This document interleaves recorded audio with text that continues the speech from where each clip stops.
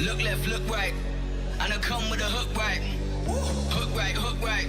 This what the angles look like. Way up, stood high, taking the view when it look right. And oh, it's the good life, whipping the sauce when I cook like. Look left, look right, yeah, yeah. Come with a hook right. Hook right, hook right, hook right. Make all the man them look twice. I'm way up, stood high, but I've been in the field like Suge Knight. And they know this took time. This what a legacy look like. This what I come with a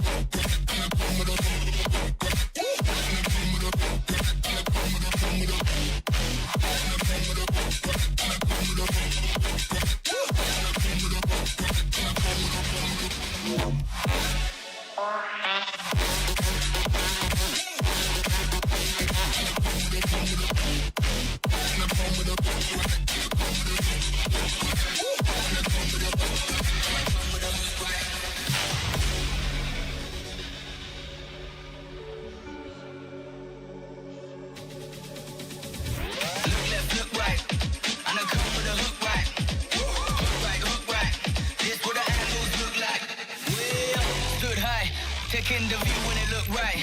And oh, it's the good life, whipping the sauce when I cook like. Look left, look right, yeah, yeah. Come with a hook right. Hook right, hook right, hook right. Make all the man them look twice. I'm way up, stood high, but I've been in the field like Suge Knight. And they know this took time.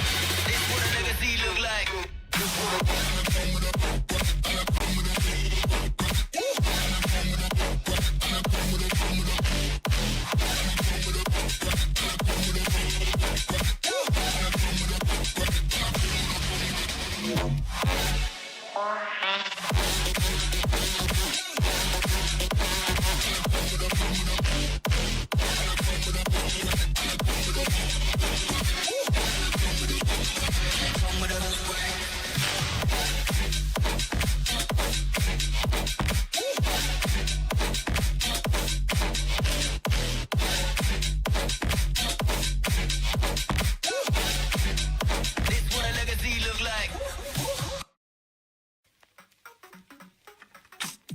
I've been getting out of bed these past few days. Think it's fair to be proud about it. I've quit ordering from all those fast food chains. I'm feeling better, there's no doubt about it. And my days are brighter, my shoulders are so much lighter. Just for a moment there, I thought that there was nothing more to life. I thought about it, wrote a couple songs about it. Just for a moment there, I lost myself. Mind if I be real for a minute? It's almost like everything I feel had a limit. It now gone past. Finding reasons to smile and to laugh, and whenever it's a bad day, music is my band-aid.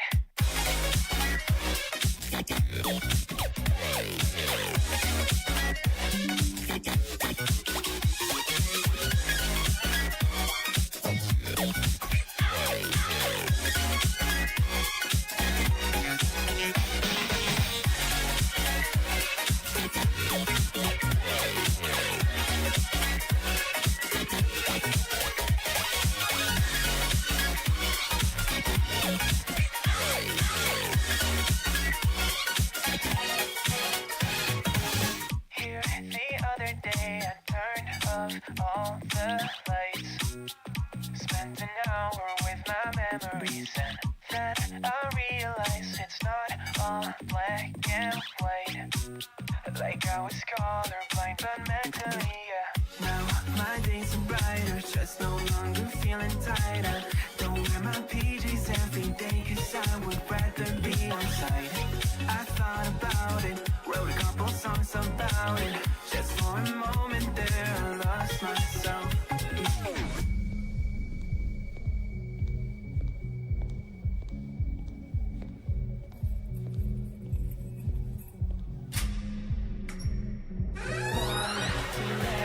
Whenever it's a bad day,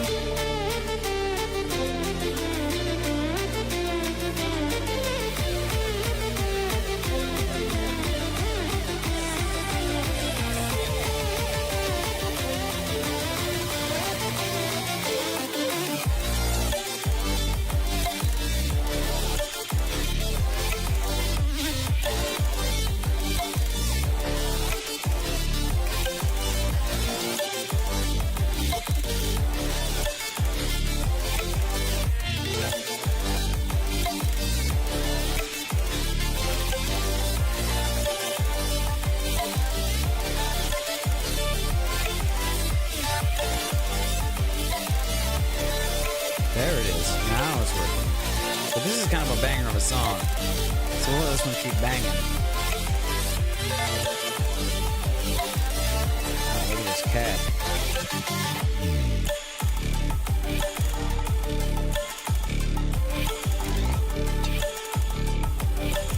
Mr. Cat missed me? I was gone for 2 days? Oh, look at that cat. What's up, everybody? Welcome. Welcome. Hope everybody is having a good week? Middle of the week. Hump day? Wednesday. All right. That banger of a song is done banging. Let's crack open a coldie.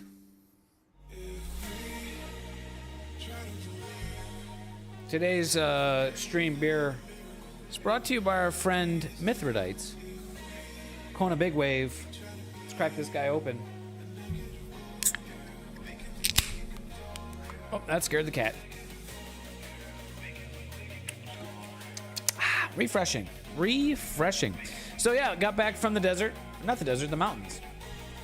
The nose is a bit sunburned, if you can't tell. And had a couple of nights up in the mountains. It was very cold. It was like, well, it got down to freezing. A little bit below freezing because there was ice in the morning. So that was a thing. It was a little bit, yeah, it was a bit cold. It was a bit cold. It was kind of right at my tolerance threshold for the clothing, camping gear that I have. Anything colder would have been a problem, but it was still good. We had 2 nights. First night was not so good. It was a bit windy.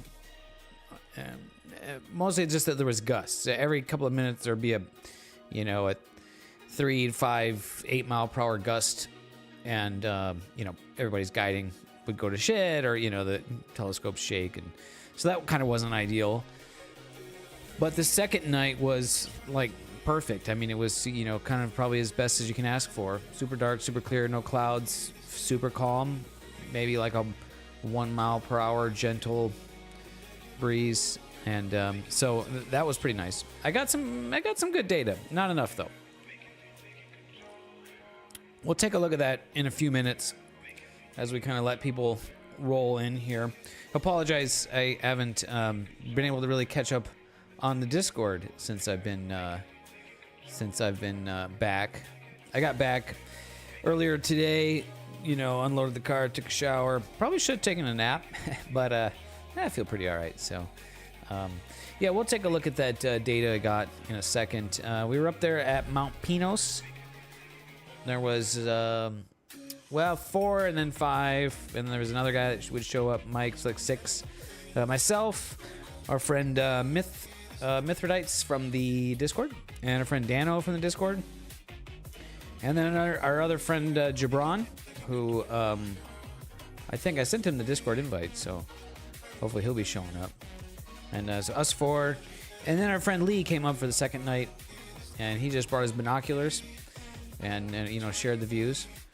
And Lee was there, and then there was this other guy, Mike, who I haven't met before, and he showed up and would stay for. He didn't stay the night though. He just came and I don't know, stayed until midnight, 1 o'clock or so, and then drove home. So it was pretty cool. Let's take a look at. Yes. You want some M8 screws, Scott by Scott? Mount Pinos. Mount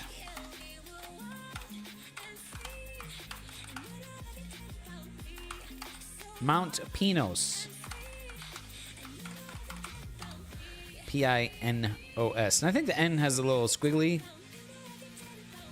Pinos. I think it's a little squiggly N. So it's Mount Pinos, I think is the correct pronunciation of that. I actually asked one time I was going up there, and right off the freeway, there's, the small town of Fraser Park. And there's a couple of restaurants and truck stop and stuff. And I go in the Mexican restaurant to get a burrito to take up to the mountain and have that for dinner. And I asked the guys in the Mexican restaurant, I'm like, is that Mount Pinos or Mount Pinos? And the guy laughed. he was a Mexican guy. He was like the white pronunciation is Pinos. And I'm like, so it's Pinos. Yes. Mount Pinos. And good times. So let's take a look at some video. We can watch. Hopefully I don't dox anybody. So Mount Pinos Nordic Base. This is mountain road, paved mountain road up to 8,200 feet. And at the end of the road is this big paved flat parking lot area. A bit of snow on the ground up there. Come on, Dave, get it in focus. Get it. Nope, didn't never get that in focus. This is kind of our... Oh, that's a time lapse of me unloading the car. Pretty exciting. B-roll stuff for the video, for the YouTube video, and then setting up telescope time lapse. That one ran a little bit fast, but let me see. It should have some. Yeah, just kind of overview of our. So it's this big paved parking lot area. So you just set up. Man, you can just camp in your car. Most people just sleep in their car, or you could throw a tent up, out there. So there's tons of room. And on a weekday in the winter time, there was not really anybody else up there. There was actually another small group of people camping up there, but they were cool. They weren't making noise. In the summertime, Mount Pinos can be it can be kind of a zoo up there, and there'll be a lot of people camping and hiking and partying late and with their lights on and stuff, and it can be not super awesome, but it was really great up there. Everything except for the temperature. So we had a bunch of telescopes. We got all the visual rigs running, and then I had my 12.5-inch Dob for visual, and then Dan had his 20-inch, so we were able to use our eyeballs as well as our cameras to view space stuff. So that was pretty fun. And let's see. So here's my scope setup. Looking pretty cool. This is mostly B-roll for the video that I'm working on. About the scope and the mount. What's up, Agent Presta? How are you this afternoon or evening where you are? So we're taking a look at some video from the astronomy 2-night astronomy camping trip just got back from, and we're gonna process some images a little bit later on. We'll show some of the data that I got. A couple of cool images, I think, and I'm definitely gonna want more data, more exposure time on these targets. That's my 12.5-inch Dob that I built, the carbon fiber 3D printed. That's for visual observing, and that's Jeff's dogs, who are very sweet. Yeah, it's a pretty cool, and in both senses of the term. It was cool and it was freaking cold. So for us SoCal boys, the freezing temperatures is a challenge, but we did all right. We did all right.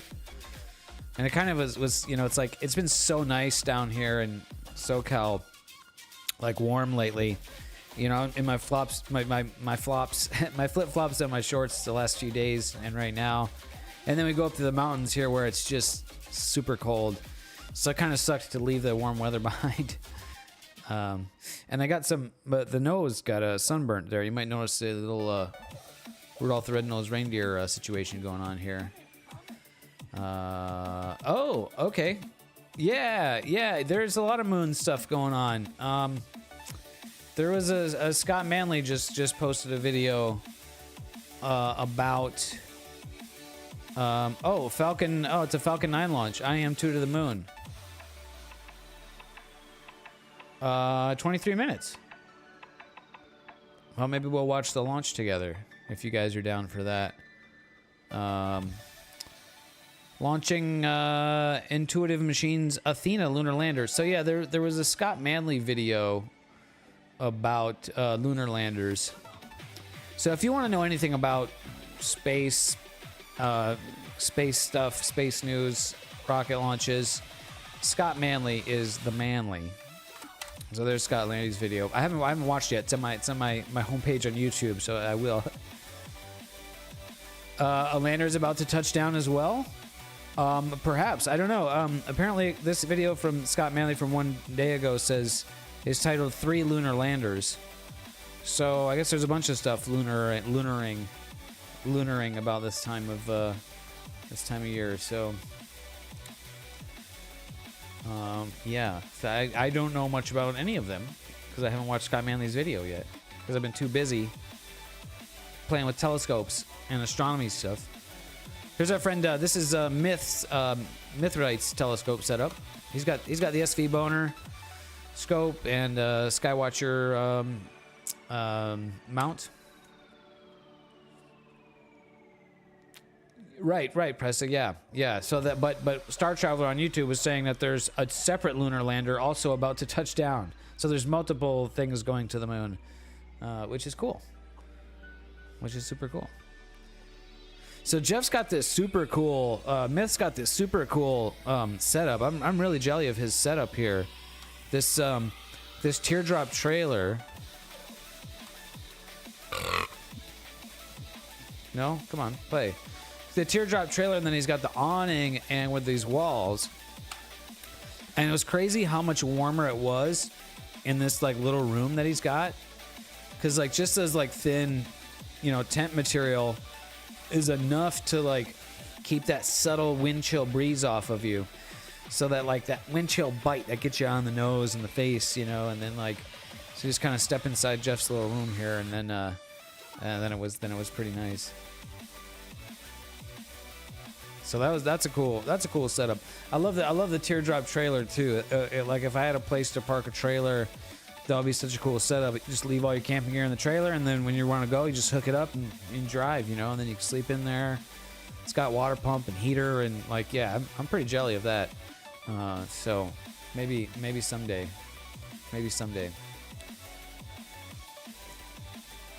So that's cool. And let's see, what else we got? No, VLC wants to be a problem sometimes. This is a Jabron's setup.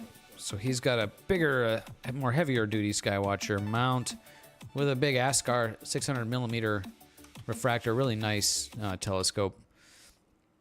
And he had a couple different cameras he was shooting with. And just setting up the other one here. Yeah, thumbs up. Looking good, man. Looking good, mate. So these are kind of classic Skywatcher mounts here. These things are pretty reliable.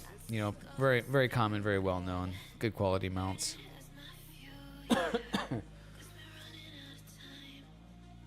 So he was working on the back spacing and getting the camera in focus.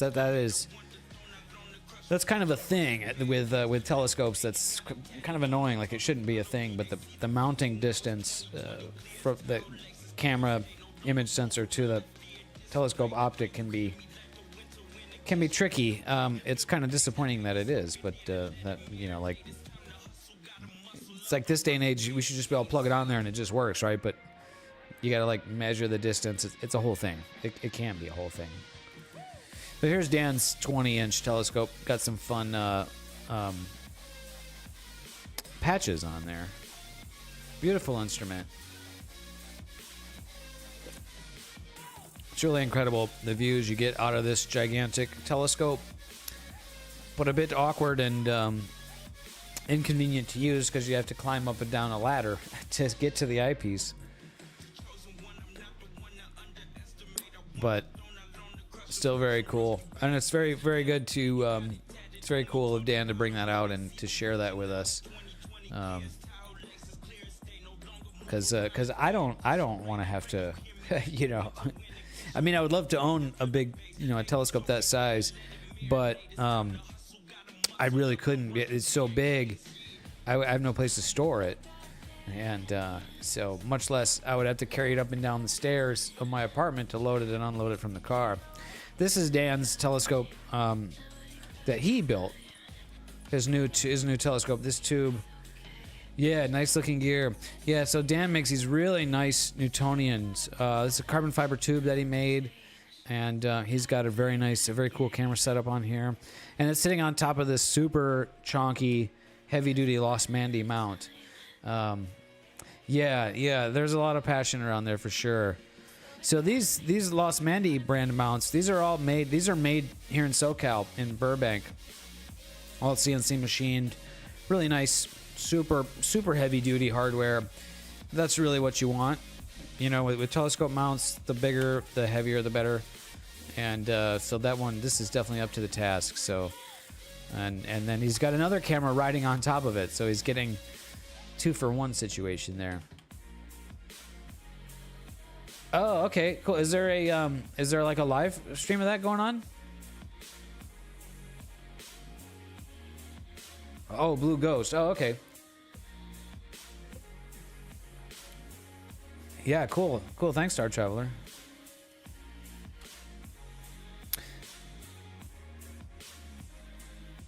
So he's got the fisheye lens on top there, so I'll do like a time lapse while that thing is while the other main telescope is imaging. Take a look inside. Dan's got posts about this with images on our Discord. So if you wanna check out some more details of this in the Discord. So we've been talking about the ways he's making the spider veins here. It's kind of unique, and trying to kind of make the most out of that. So that's kind of an ongoing area of development, you might say. So that's pretty fun. And then he's got another little mini setup. So this is for doing like wide field stuff, like wider field of view things. On the little mini boy Skywatcher mount. So this thing's good for small camera payloads, like what's on there. So that's pretty fun.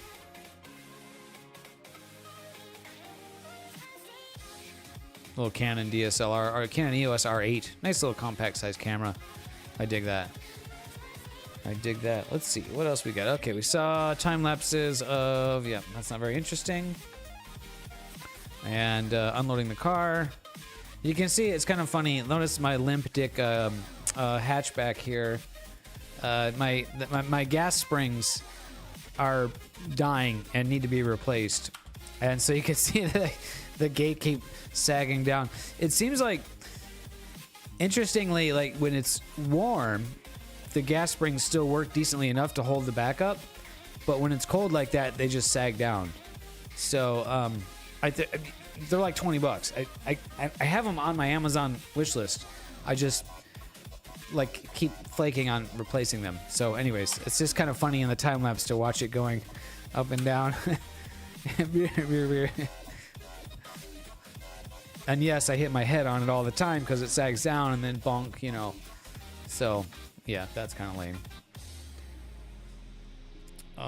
We have some time lapses of some night time lapses. Working on the telescope, getting things aligned and set up, and then imaging. See the Pleiades come into view here on the left side, upper left.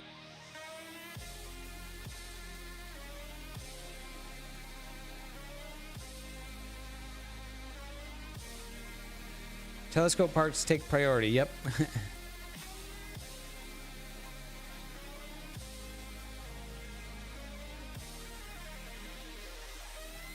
So that's a fun time lapses.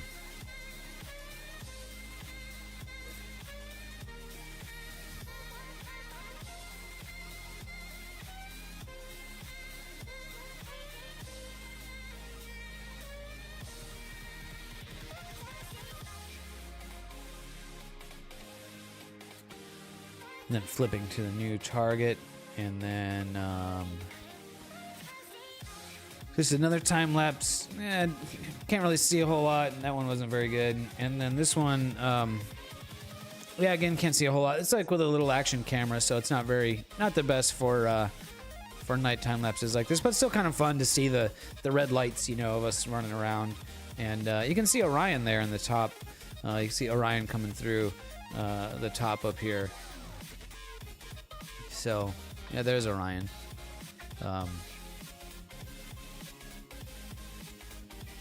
Just fun to see the motion in the sky, you know? So that's cool. How much time we got for this launch? 19 minutes. Well, it's just a Falcon 9 launch, so it's really not that... I mean, launches are great, so we'll check it out, but...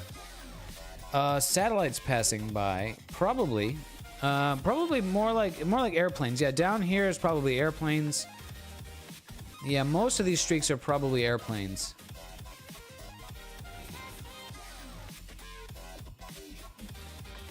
Those are probably all airplanes. We did see something very, very peculiar. And it wasn't clear. I'm gonna snooze that ad for a second because I'm talking. We did see something very peculiar. Somebody noticed a pulsating light, a flashing light, and it would sort of move like a satellite, but it would flash bright and then off, and then bright and off. And so Dan pointed his 20-inch telescope at it, and so we could see that in the telescope, and you could see it was definitely moving like a satellite, and it would like blink and then blink bright and then blink and then blink bright and then and we tracked it for like, I don't know, maybe 10-15 minutes, and then it kind of disappeared.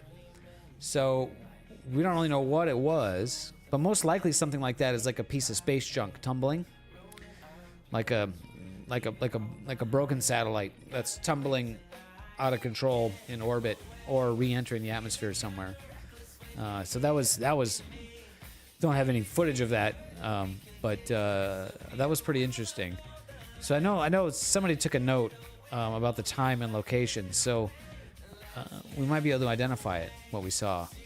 That would be kind of cool. So I don't know, that was neat. It was fun. You see stuff when you're out there, you know.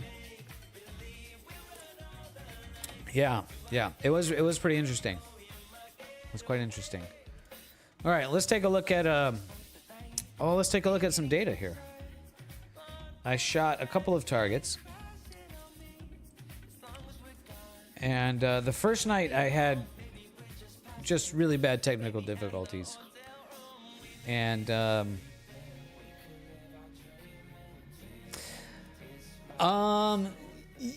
well, so it's going to depend on like where it is in the orbit. Yeah, I that probably generally is the case, Presta.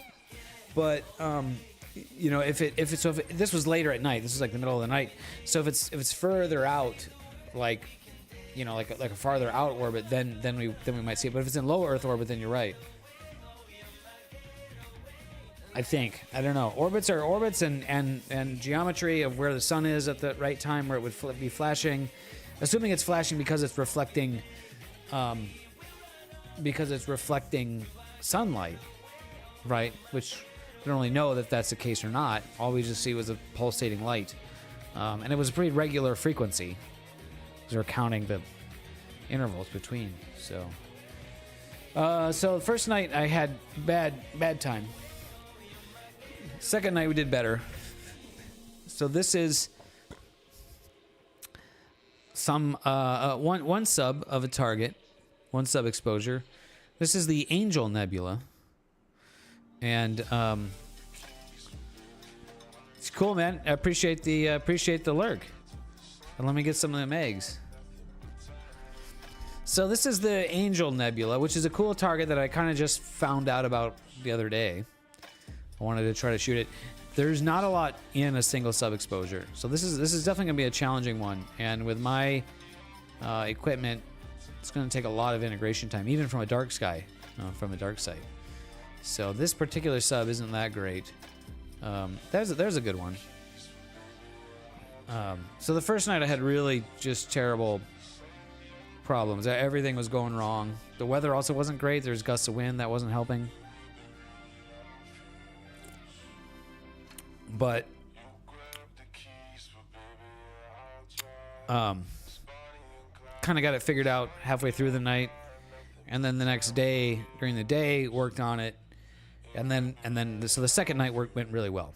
So that's the a single sub with Angel Nebula. This is a really cool target because there's like a little bit of everything going on in here, which are, I like objects like that. There's blue reflection nebula, and there's HA signal, hydrogen signal in here, and there's a dark nebula, as well as just all kinds of dust around there. This is near the Orion constellation, so it's kind of all that part of the Orion molecular cloud complex. We're gonna switch the music tunes.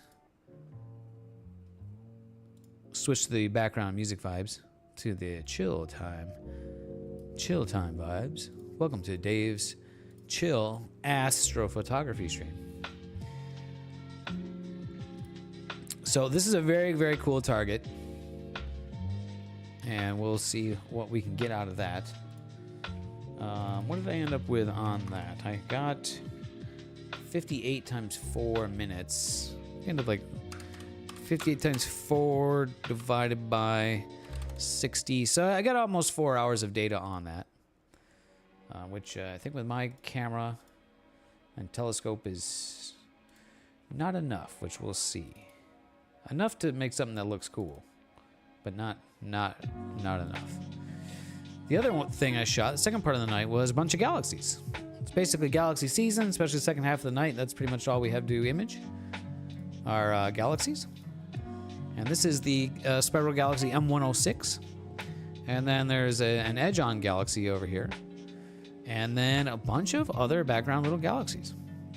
So it'll be fun to do the image annotation on this image, and have it just pick out everything that's in there. So this target, I was able to get 2 nights of data, and I ended up with about, like, I think 7 hours total. Cheers, Mithrilites Astro. Oh, and thank you for 2 months. 2 months. Let's hear for Mithrilites Astro. I'm already slurring my words because I'm almost through with a beer. 1 beer. Appreciate you, my man. Big shout out to our friend Mithrilites Astro.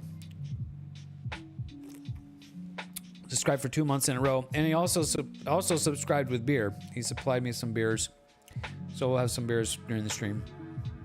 And he also has provided a new spot on the backdrop back here. This very cool James Webb Space Telescope wall art, which is so cool, and so thank you for that, sir. Yeah, I got it put up over there. And that kind of made me think, because I got this, like, the screen background here, and I think I've mentioned before on the stream, you know, decorating it, and I just kind of have some random things up there. And but that gave me the idea that, like, it would be really cool to have that be, you know, member projects, right? So, you know, stuff that you guys have worked on. I would love to display that back there. I think that's a really cool, it'll be a really cool, you know, personal touch, you know. So if you guys have anything you want to send in, you want me to share back there, I think that's a cool way to do it. So cheers.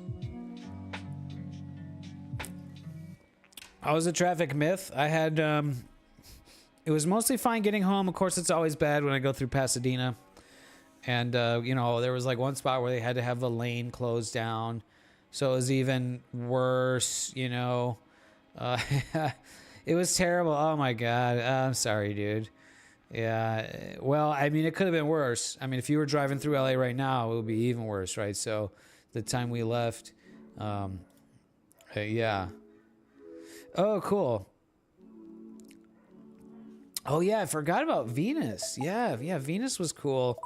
Venus is heavily crescented.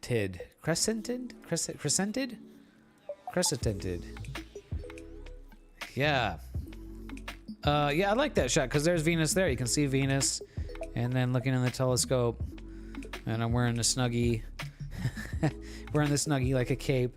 It was do anything you can to keep warm out there, guys. It was Yeah. So that was cool. Yes. My cape. Fun. Yeah, we were sharing some videos that I shot earlier, Myth, of the of our setups out there, and it was it's bragging about your my jealousy of your cool teardrop and outside tent situation here is pretty cool. So yeah, below freezing, sub 0. I think it only got to like below freezing like really early in the morning, but I mean, it was still cold. So, and look at those cute pups. They're fun. They're cool. They were real fun. Yeah, like 5 or 6 a.m. Yeah. But it was like there was some thick ice too, like in the edge of the parking lot where the snow melt was. And there's like puddles. Like the ice over there was like pretty thick. It wasn't just like a little bit of ice. It was like it was some ice, right? So it was definitely cold. So we're looking at the subs I got. This is M106, Messier Object 106 Spiral Galaxy. Cool, kind of asymmetric outer spiral arms here, and so that's fun. And I jumped the gun because I was got too excited, and so I stacked and I made a real quick process. And I don't think we did. We totally should have, because I was imaging it. So I and I had that thought. I'm like, oh, we should look at M106 because I'm imaging it, but I totally forgot. It's fairly large, so. So this is the stack. This is the stacked, and then a quick process on this one. This is pretty good. This came out pretty good. All right. I got it. Oh, wait a minute. I'm not live. Oh, 58 seconds. All right. You guys want to watch the launch?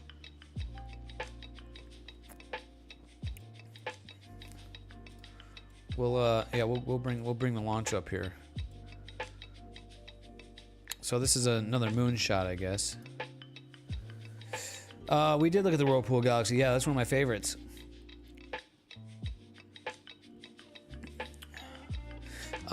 This is in Florida, and it's launching to the moon. IM2, Intuitive Machines 2, will deliver the regolith and ice drill for exploring new terrain and mass spectrometer observing lunar operations. So, where we're at T-minus 11. These Falcon launches are so routine, which is great. But there's not much that we haven't seen, hundreds of times. I don't know how many Falcon 9 launches are we up to now? Do you guys, anybody have any? I mean, it's got to be in the thousand. Is it 1,000? It's got to be in the 1,000. I feel like with all the Starlink launches, I feel like they've got to have launched, like, I'm gonna Google that.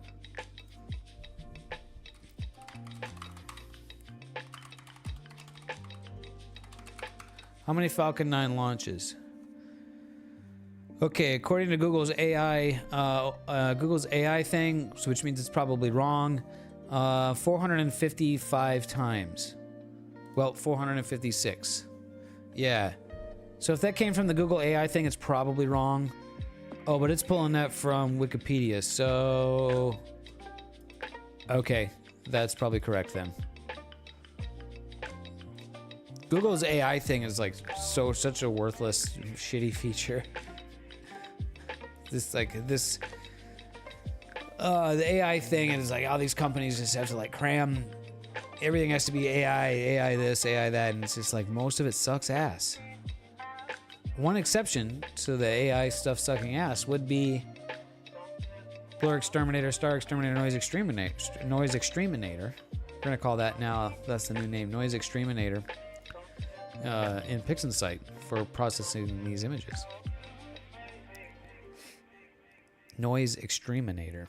I probably should have had caffeine instead of alcohol, but I don't know. Maybe it'll make it more entertaining for you guys. Well, it's a night launch, so we just see fire, which is cool.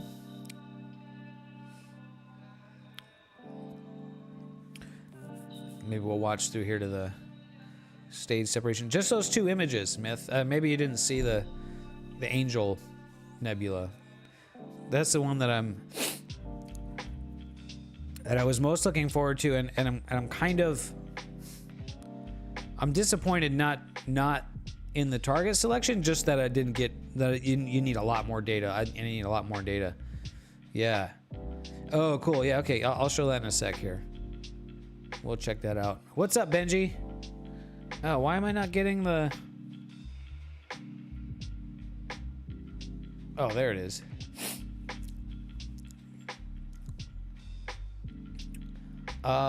If Roko's ballistic is real, I don't know what that is.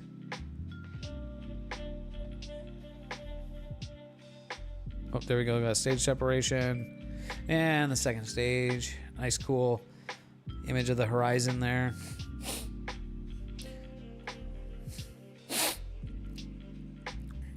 Yeah, it's just that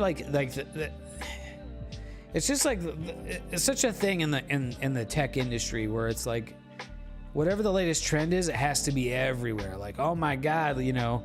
So before like the AI was a thing, it was like this crypto boom and like cryptocurrency everywhere. Now crypto.com arena and you know, best not to know what it is. All right, I'll just move on. I'll just move on past it and be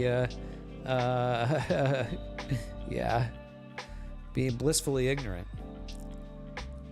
So they got to put AI in everything, and you know, there's certainly good uses for it, but otherwise there's also not. Okay, so that's looking like a lander. There's a Texas, state of Texas, and saw some landing feet.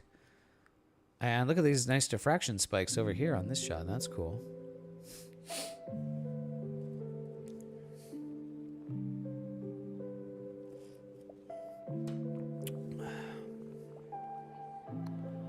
What's going on with you, Benji? How's the weather?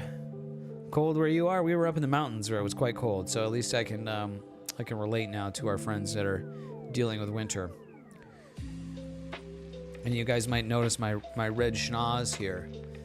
You know, I had the sun hat on, but I guess the nose sticks out, and still got a little sunburn on the nose.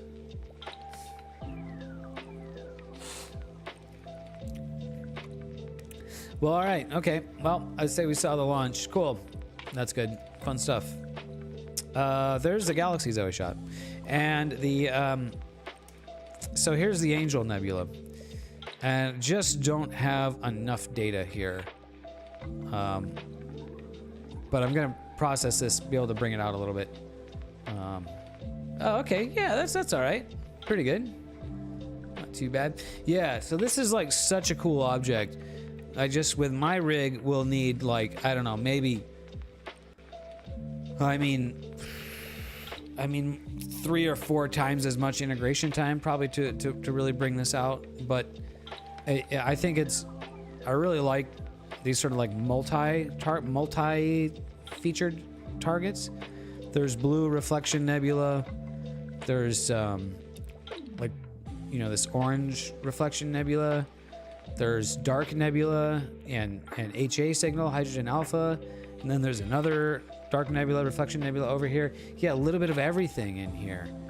And I think this field of view with my rig is pretty great too. With you know, this object and, you know, a bunch of stuff in here, and then, you know, this other little thing over here is super cool. Yeah, I think the framing is nice. Yeah, just unfortunately that, you know, I basically lost that first night, so I only have like 4 hours of data on here. And, you know, seeing how faint it is with 4 hours, like, you know, it really probably needs like, I mean, like at least 10 hours to get, to make this look really good. So, yeah, I really love it though. So, man, hopefully next month it's still high enough in the sky. It won't be high enough to get 4 hours at night, but maybe get a couple of hours. I don't know, you know, so might have to revisit that one next year. Might have to wait a whole year. Oh no. So, yep, that's what we got. All right, so I'm just gonna murder these, and we're gonna start over. So I already stacked them. I did the stacking off stream for once, and mostly because I was too excited to see what I got, right?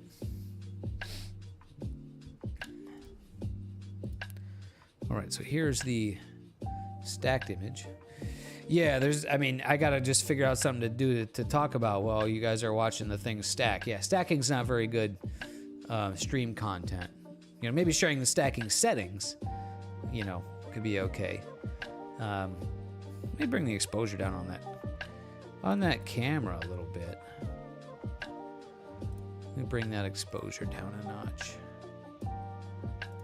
Oh, it's on auto exposure.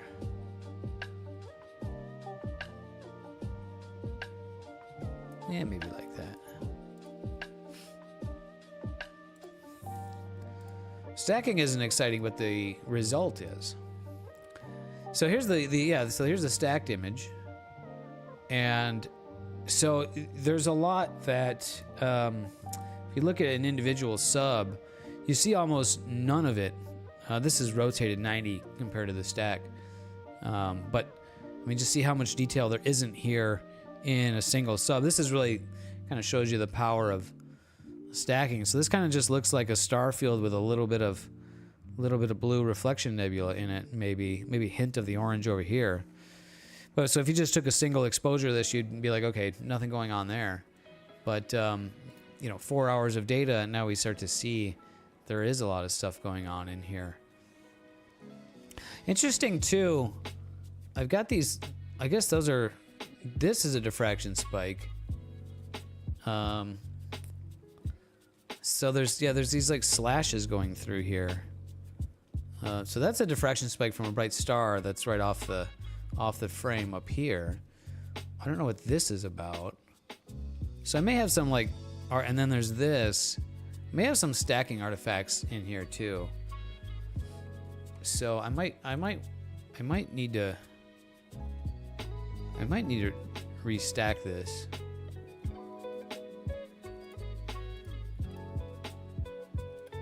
But I won't do that now.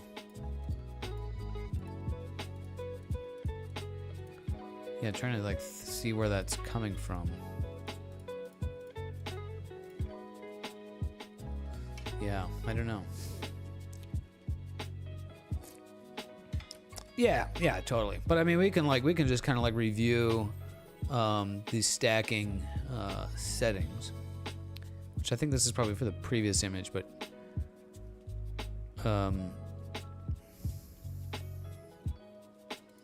yeah, this is M106 I have in here. So it might be yeah, there might be some stacking settings that I can do to work on that, but I won't do that now. So one thing that you may or may not notice, at least I don't notice, is it doesn't really seem like there's much or any gradient in this image. So we took new flat frames, remember Myth? And so this is calibrated with the new flats, and I think we really nailed it. I think my old flats would not have produced such a good result. I mean, maybe there's a gradient here, but like, this is a difficult image to remove gradients on because there's actually a lot of signal. There's a lot of just dust around in here. So this one is going to be tough to, yeah, so we can try some gradient removal, but it may just not really be worth it. Yeah, okay, so we took some new flats. So let's take a look at that new flat frame.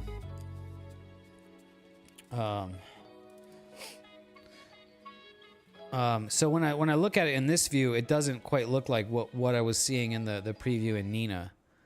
But you can just see how we have this pretty strong gradient of brightness in the flat image. So that would have been in my main image, and there is a dust mode over here.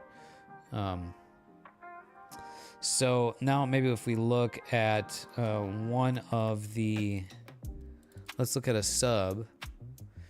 Yeah, so we can see that in the sub here too, right? So it's pretty bright over here, like the top right, and then dark down in the bottom left.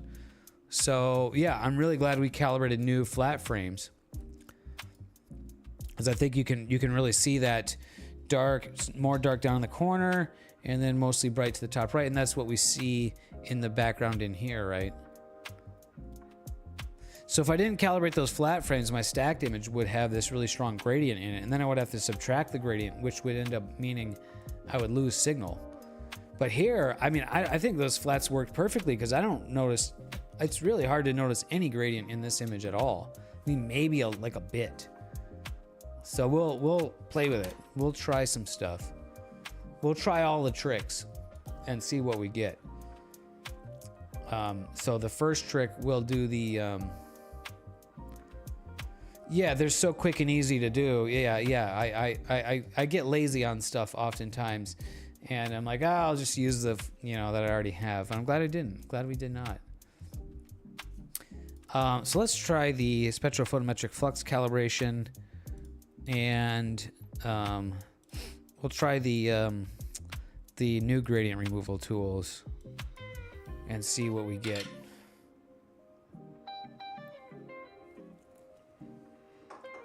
And they'd be even easier if you had that flat toggleable flat frame lens cover thing that I was saying that you don't need. So maybe that would be a really good thing to have. I mean, it would be. All right, so we'll try the multi-scale gradient correction. This usually sucks, but we'll run it. See what it does. On the that's interesting. It's telling me failed. Error, no reference data found for filter R.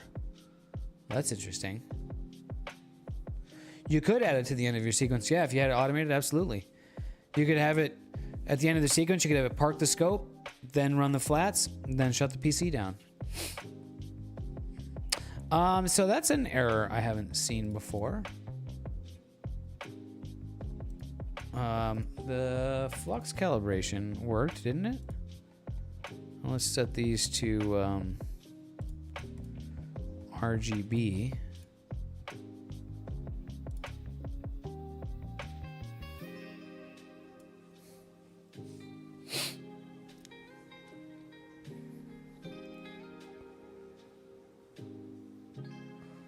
It's doing its thing. It generates this graph. I don't know if those are how it's supposed to look or whatever, but multi-scale gradient transform. And run it. No, it tells me error. Okay, well, we're not using that. Screw it. Let's just run Graxpert on it. That's pretty much... Graxpert's probably my favorite gradient removal tool.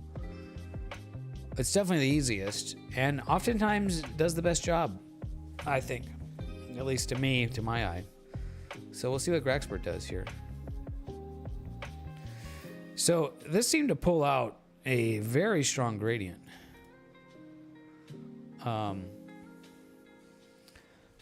And I don't know if that... Maybe that's good. Let's do it before... That's before, and that's after. It's really hard to tell because of the stretch. But this is, yeah, a very detailed gradient. What I'm mostly concerned with is the detail around the dark nebula in here. Let me undo it. And it's hard to do a redo because then I have to stretch, so I can't really just toggle. Actually, I can. I'll make a copy, and then I'll undo it here. And then I can use the cool PixInsight feature where you hold Control and you link the two, so we can zoom in. And left or right, which one is better? Do we notice much difference?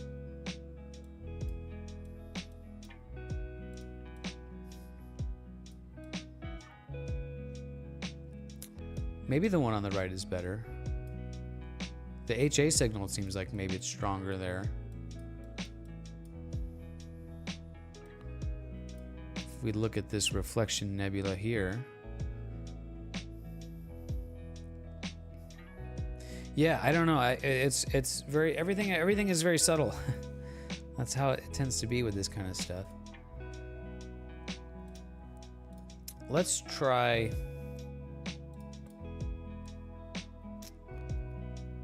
that again. Well, and it's if it's subtle for me, you know, on looking at the monitor here, once it goes through the compression on the stream and stuff, you know, it's going to be more subtle. Let's try Graxpert, but turning the smoothing all the way up to 1. So we'll try to get just the smoothest possible. So it still gives me this very interesting pattern. But you know what? If you can't really see much difference, I just undid it. I think it's probably best to not do it. Because this is definitely, you know, removing data. And if you really can't see a difference, then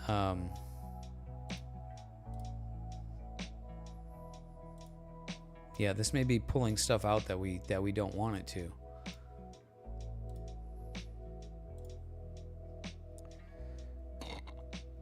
But I've actually already played with this without removing a gradient. So maybe I'll try the gradient removed one. And we'll move on to color calibration.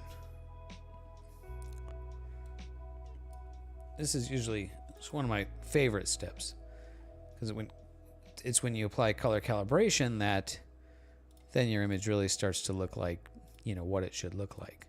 So I'll use the spectrophotometric color calibration tool, and we will calibrate.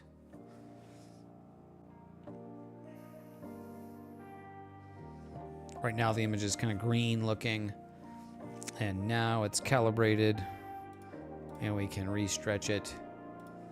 And now we see the right colors. We see blue and white, pink, purplish pink, and yellow. So next is the blur exterminator. And I'll bring up the sharpen non-stellar to 0.8.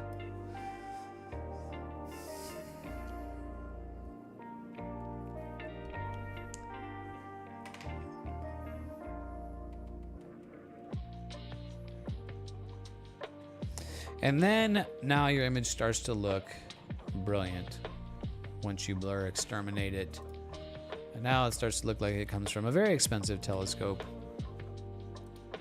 That's the before, that's the after. So Myth and I were talking about the deconvolution process. So you can see the before, the shape of the star, very large and bulbous, and then the after.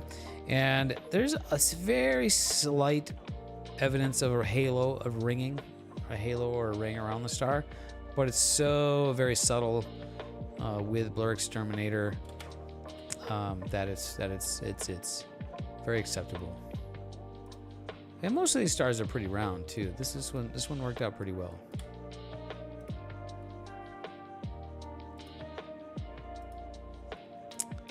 So you can see this is where, like, I just don't have enough data on here. The noise and the very faint signal in here. If I had a cooled camera, you know, this would probably be, well, the noise would be less. There would be less noise in there if I had a cooled camera. And but the signal would still be pretty low, right? So these details really just need a lot more integration time than what I was able to get. And then there's a really lovely reflection nebula over here, and then this structure over here. So there's a lot of data that unfortunately I'm missing out on. So we'll get the stars subtracted out of there next.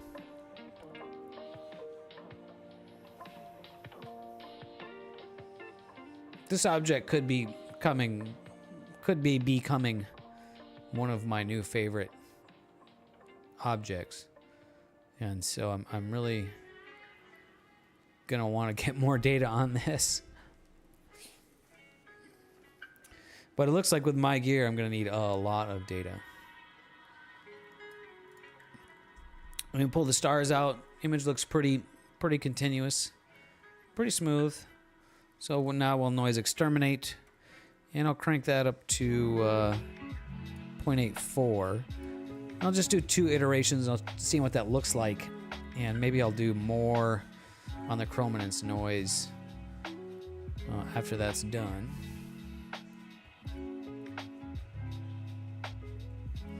All right, noise exterminated, and that actually looks pretty good. Yeah, that looks really good. All right, let's stretch it. Histogram transform. Yeah. Well, by the next new moon, this may be too low in the horizon to get any more data on it, or maybe only like 1 or 2 more hours, which would be worth it. 2 hours, times 3 nights is 6 hours. So, get another 6 hours on this could be enough to get it looking pretty decent. But we'll just have to see. So fortunately, when I darken the background, now we do start to see this thing start to pop out here.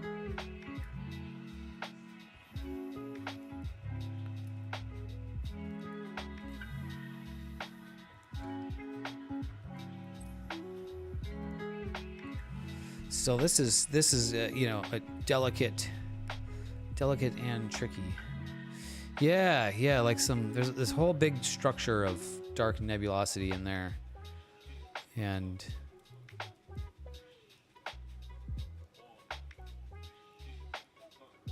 maybe we'll do that, and then we'll play with the curves to really try to make this pop out. Now we'll play with the curves, and oops, that's saturation. We do the saturation last.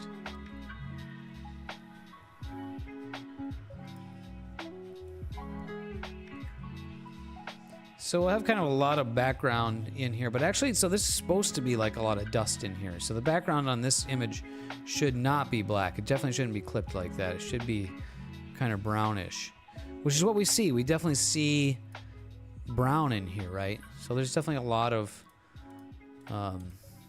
yeah, maybe we'll go with that.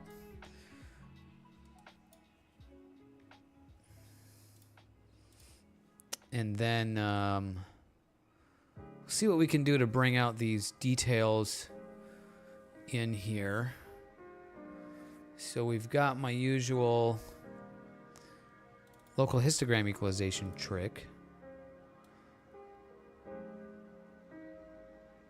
So we'll just grab, an area like that.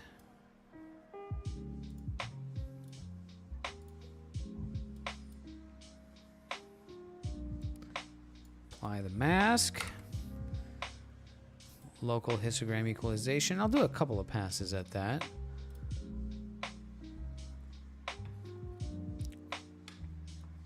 Oh, yeah, for processing, this 4K monitor is so... Yeah, this is definitely luxury, sitting in front of this big, beautiful 4K OLED monitor. So yeah, just for doing everything on the computer, it's really brilliant. So,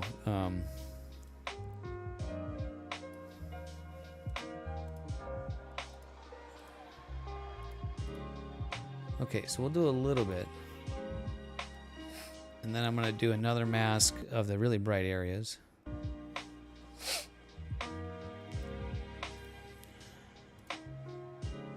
Range selection. Bring that up just to the really bright. Just the really brightmost areas. Make a range mask.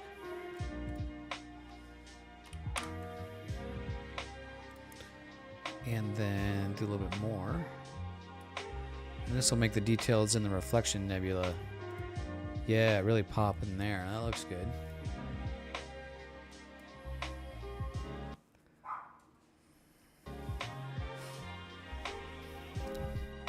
Okay, happy with that. Okay, let's see. We can try the dark structure enhanced script. And this I just usually run on the default. Let's see what this does.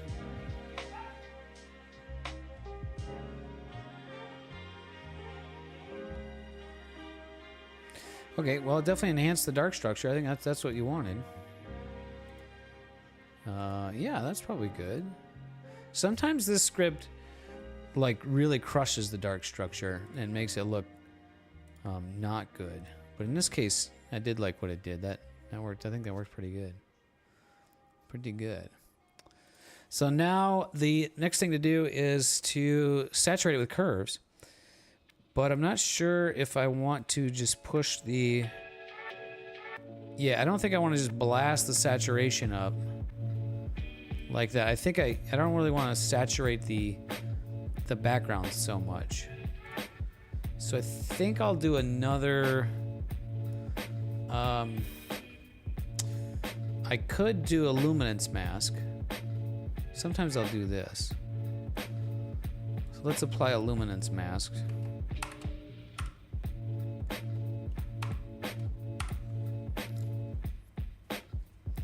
And then I'll do curves, I'll do saturation on, so now it's going to be based on the brighter areas, right? So now we're just saturating the bright stuff.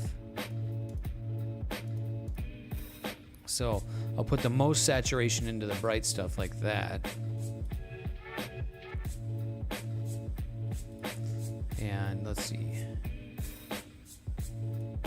Yeah, okay, now I'll remove the mask. And then let's take a look at the saturation. Now push it up globally. So I will saturate the background a little bit, but not quite as much. Well, no, you know, I'm still not liking that. I think I really want a range mask. Because I don't want it. This stuff should stay kind of like a dull brown. I don't really want to yeah, maybe like that.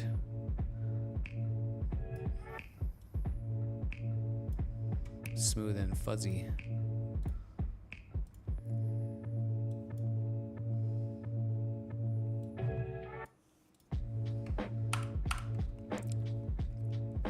Okay, now look at the curves and the saturation.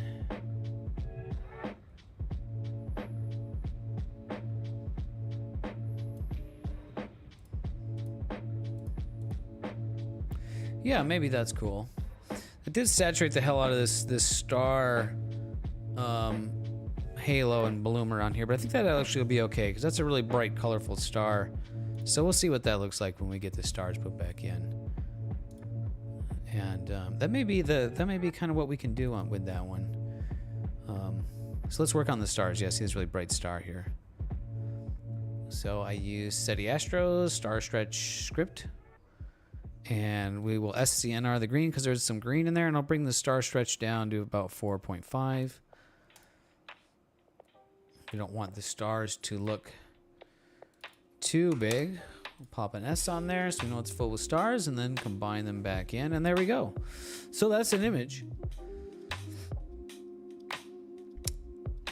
I'm modestly happy with that. It just needs more data. Like I'm just kind of disappointed that I don't have more data on there, because this is a really cool target, and for what it is, that's pretty darn. It's pretty okay. It's gonna be noisy. There's actually a lot of chrominance noise in there. Now that when I zoom in on here, I really saturated the chrominance noise in there. Yeah, that's the other thing. Is what are these light streaks? This one up here, there's one on the top right. This one is a diffraction. You can see this bright star up here that's off. That's a diffraction spike. But this one, you know, this one over here, and then this one, and then there's like another one here. Those don't look right to me. So I'm wondering if it's a stacking artifact that didn't really get removed. Or, boy, you can just start to see like the faint outline of this dust in here. Yeah, see how this faint. Yeah, this just needs a lot more integration time, and it would really stand out. Yeah, so what's going on with these light streaks? Maybe we can look at the, maybe we can just cycle through the subs and so see if maybe there's a sub that has, like, is that like a satellite or an airplane streak that somehow didn't get calibrated out? So that would be like down here. So like there's one that definitely got removed. So now the image is inverted because this would be like after a meridian flip. So we're looking like the top left. So there's satellite streaks that got removed. We're looking like through here.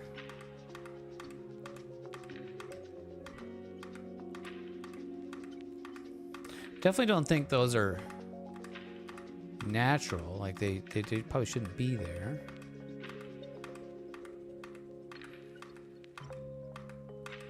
So I'm cycling through with my keyboard.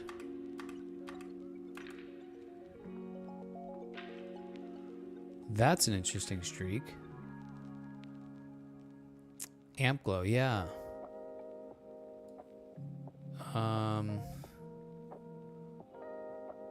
Let's see. I don't think that is in the image.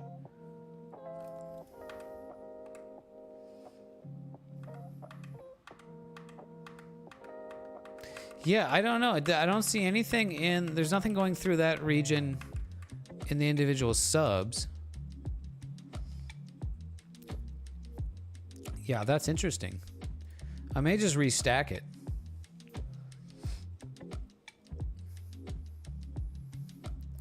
I may try stacking it with some different settings. Maybe let's look for... look at this part of the image. This is the other one that's kind of a bummer. So that would be crossing the sub. That would be crossing like this area here. Bit of reflection nebula. There's 2 stars, and there's a 3rd star. Yeah, so we'll be like going through here. And so let's. Now it's rotated, so it would be. We're looking this area. And it goes kind of, it would be going like in between these stars and then like diagonally this way, I think.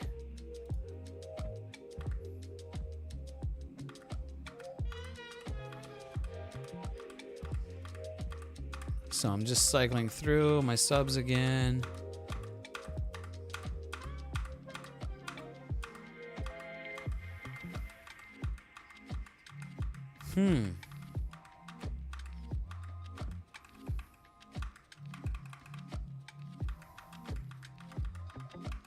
So that's a strong one, but I don't think that shows up in there.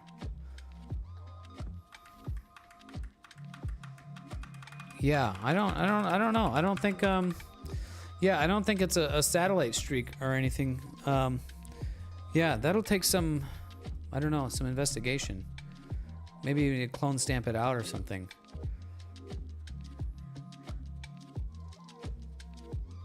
Yeah, not the right spot for any of those to be a satellite streak. And satellite streaks, satellite and airplane streaks are usually like the stacking just calibrates those out, no problem, right? So, yeah. Let's take a look at the stacked the output here.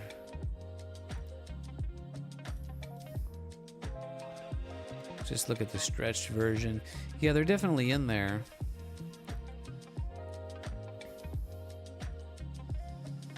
Yeah, I don't know what that is. That is,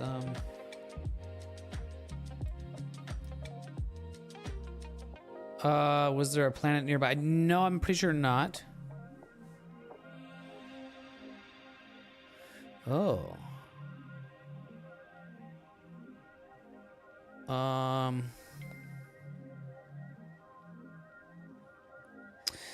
So there's nothing bright causing a diffraction spike, and they're also soft. See how, like, so diffraction spikes are sharp, you know, like high contrast sharp edges. These are like soft diffuse lines. So one thing that's interesting, I'm seeing, I loaded in the output folder, the local normalization reference shows those streaks in there. So I'm wondering if the local normalization tool is adding those somehow. Or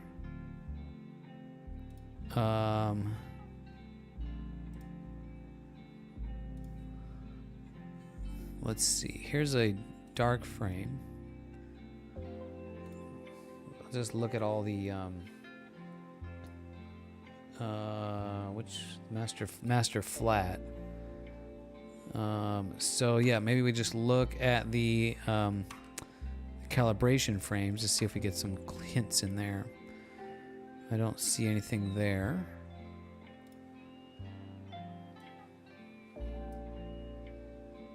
Master light.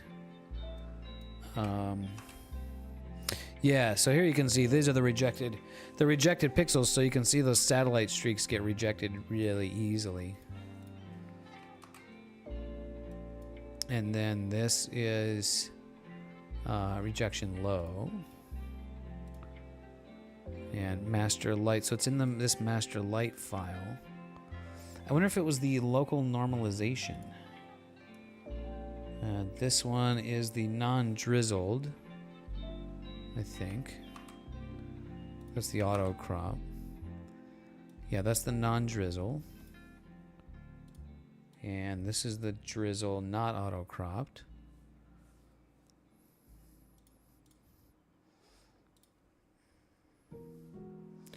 Yeah, so they're there. Yeah, I wonder if that is maybe a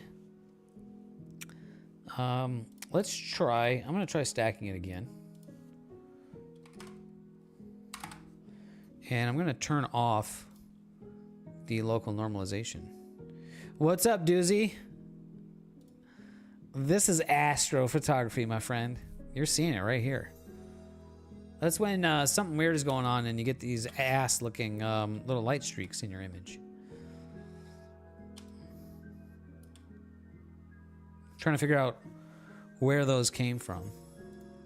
And I've got a hint maybe. So we're going to try restacking this image, which we were just talking about how it's not super exciting. But I'm going to go take a piss while that's going on. Benji, yeah, that's what I say. Yeah.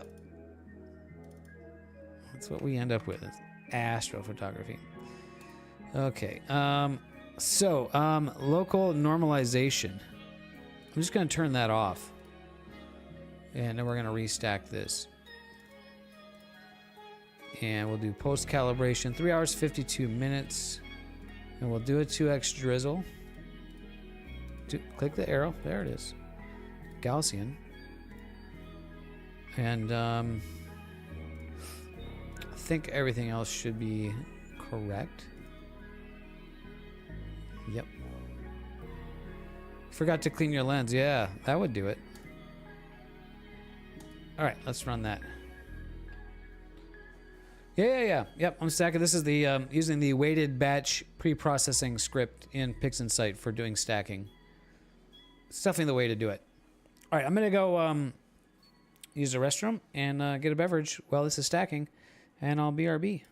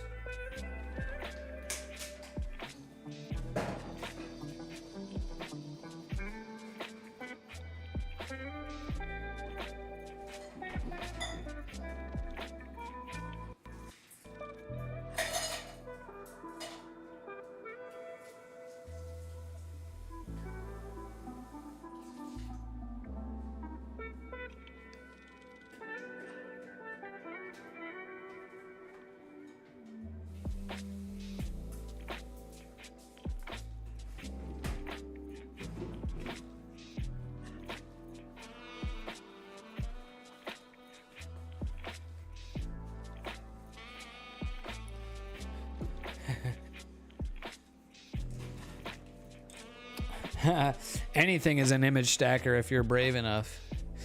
Yeah, Deep Sky Stacker is great. It's definitely more user friendly, and it's probably the best thing to do for when you're starting out. Just use Deep Sky Stacker. I was doing that for a bit. PixInsight's better, of course.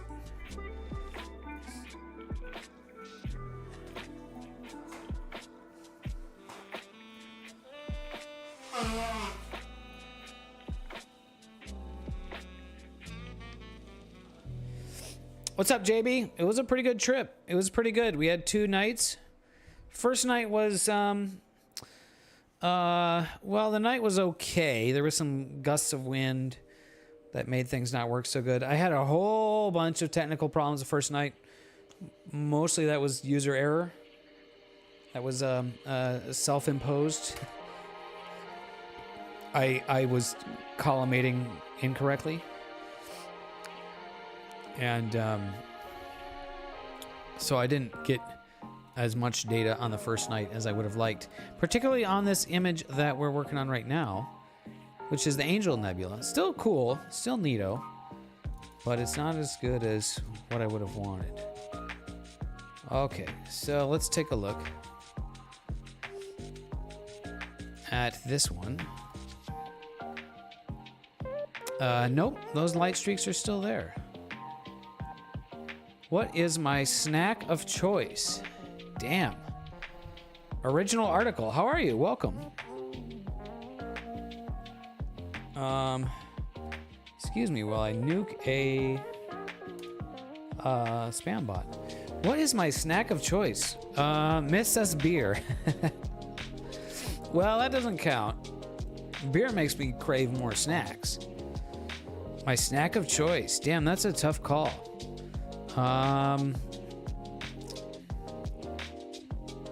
Depends on what I'm craving at the moment. Depends on what I'm craving. If I want something that's kind of more sort of wholesome and seems less like junk food snack, then I would go for like some hummus. So you can, anything you dunk in the hummus. I do like that. But otherwise, it could be any kind of chips. Everybody loves chips. I don't know. What are you guys' favorite snacks of choice? There's so much stuff going on in here, Jay. Yeah. We're trying to figure out what's going on with these mystery light streaks. Yeah, pita chips and hummus. Yeah. So check this light streak out here, too. Very strange. Don't know what's going on with that. It doesn't appear in any of my subs.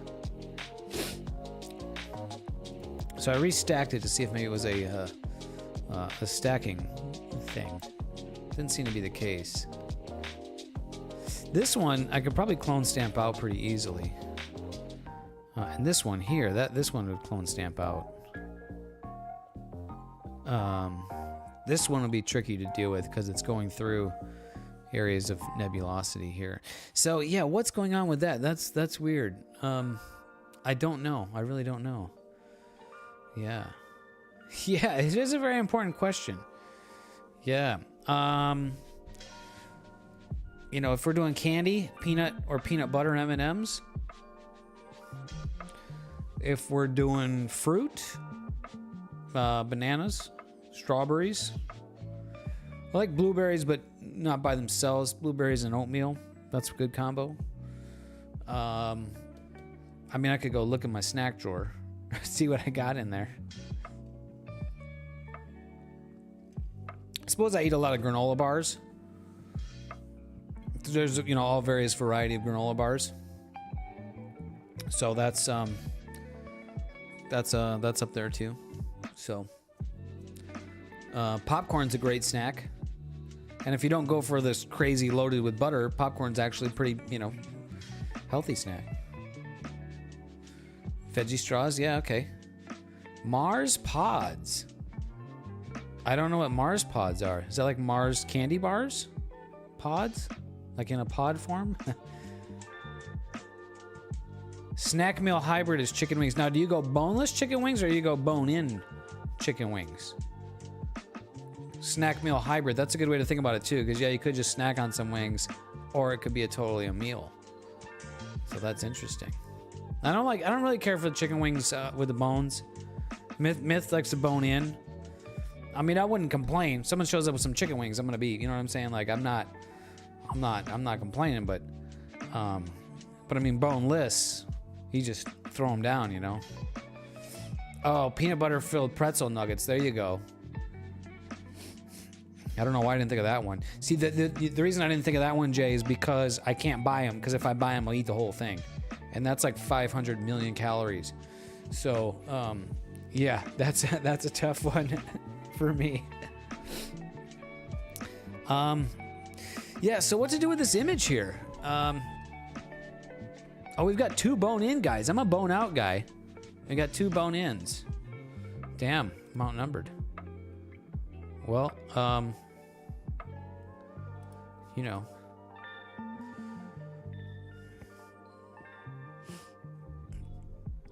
You guys do you. Chocolate and caramel filled pretzels. Oh, well, you could get pretzels dunked in chocolate or caramel. Spice scale for me has got to be like maybe like a 2 to 4 max. My spice scale. I can't go too high on the spice scale. Yeah, every other day. A 7. So that's my problem, is like I'll oftentimes get a hot sauce that's like, oh, it's so good. Like the flavor is so good, but it's just too hot. Like I can't, it's just too painful. And that's really tricky. Yeah, I think if I get to over the 5 level, then it's too much. But there's definitely been occasions where it's, you know, I've had some really nice, tasty stuff, but it's just too hot. I just can't do it. All right, I'm gonna pull the stars out of here, and I'm gonna try. I'm gonna try Steady Astro's clone stamping tools to get rid of these streaks. So we will go script Steady Astro blemish blaster.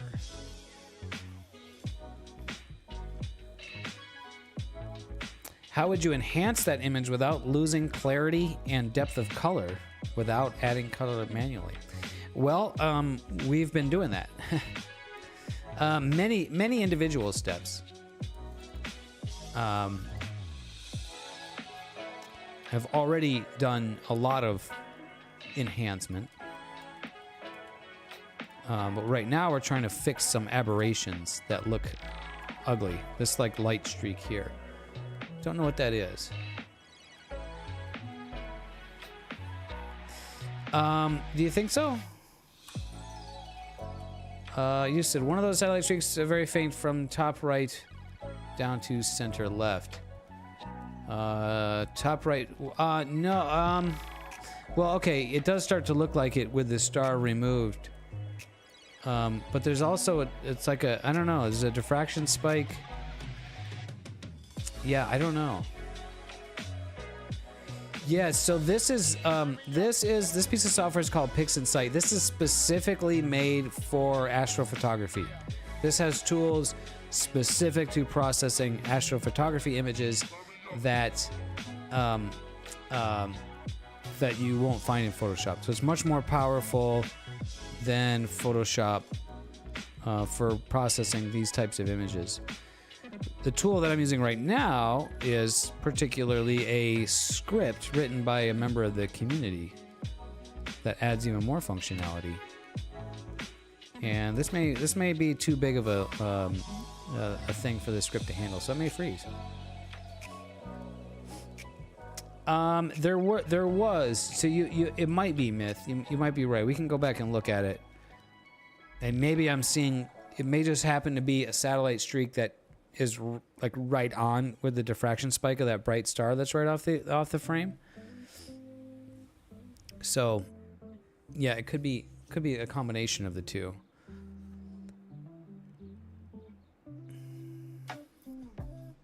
All right, this thing, I've clicked execute. You just got to wait for it. The tool used for mask generation, there's a couple of different, it depends what your mask you're trying to make, but it's probably the range selection. Range selection is generating a mask based on a range of brightness, so that way you can mask bright levels. Yeah, range selection. But you can also use, can also generate a luminance mask, and you can also, which is a bit different than a range mask. And then you can also do color masks. So there's a lot of different ways you can have masks. Yeah, and the satellite streaks usually stack out. So, and this one that I've circled in green here is definitely not a satellite streak. What up, Zach? How are you? We are processing the Angel Nebula. New image I shot at the in the mountains in the dark sky last night. I tried to shoot it 2 nights in a row, had technical difficulties, but got it under control for the second night, and unfortunately didn't get enough data on it. But I think 2 nights wouldn't have been enough. I think I really need this target's pretty faint. I think I really would have need, I really want like 10 hours or so total. But right now I'm trying to use SETI Astro's Blemish Blaster script to remove this very interesting light streak here. And this script seems to totally bring your computer to a halt when you try to select a large area like this. It's definitely cranking. I can hear my fans are going. So it's trying to do something. And it's just a question of how long do I wait. And I remember before we did this, I think on the stream, and it froze, and then I lost all my work. Yes, the hamster. Well, there's just not enough hamsters in the wheel to process this. So,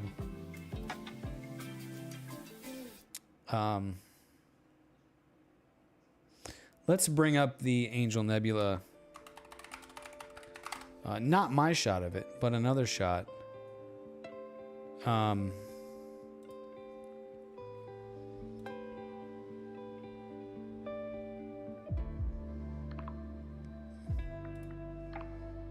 So this is, let's see. Well, this actually looks like not that much data. But so this is the Angel Nebula. So this is what's in there. So if you were seeing my image before, I'm definitely missing a lot of color in here. This is maybe, for my taste, this is a kind of processing I don't really like. So for my taste, I don't really like this image that much. It's a bit hyper-saturated for my taste. And to me, this looks kind of, unnatural. We've got all this detail in this brown dust here, but he's saturated it so much the brown dust looks orange, and to me that looks too much. So I'm being a critic of this guy who's probably way more skilled. But he gives us all his processing steps on this website here. Very interesting.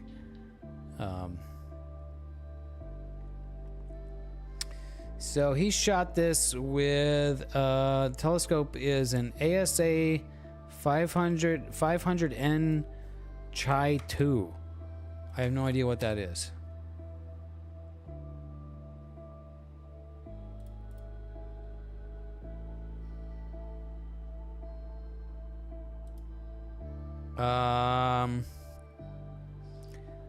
Let's see. 500, it's oh yeah, it's a gigantic Newtonian. 50 centimeter. Is that what it has said? 500, yeah, 50 centimeter. F3.8 Newtonian. So, how big is that in inches? 20 inch. 20 inch. Okay, so yeah, this was shot with a 20-inch telescope. Now I don't quite feel so bad. This is shot with a 20-inch telescope. I shot it with a 4.5-inch. So yeah, so there's a little bit of everything going on in here. There's dark nebula, there's HA, there's blue reflection nebula, there's like orange reflection nebula, and then there's just a ton of interstellar dust in there. So very cool image. Yes, a tank of amount. Yeah, okay, so classic mistake here by me. Yeah, this SETI Astro Blemish Blaster script is pretty cool, but if you select a really large area like this, I don't know, maybe it would eventually finish, but I am not wanting to wait for it. Let me see.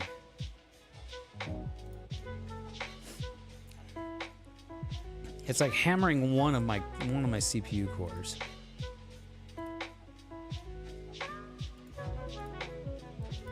And I'm pretty sure all of PixInsight freezes when this. Yep. So we gotta start over, and I didn't save my progress. Isn't that awesome? Well, it just means the stream is a little bit longer.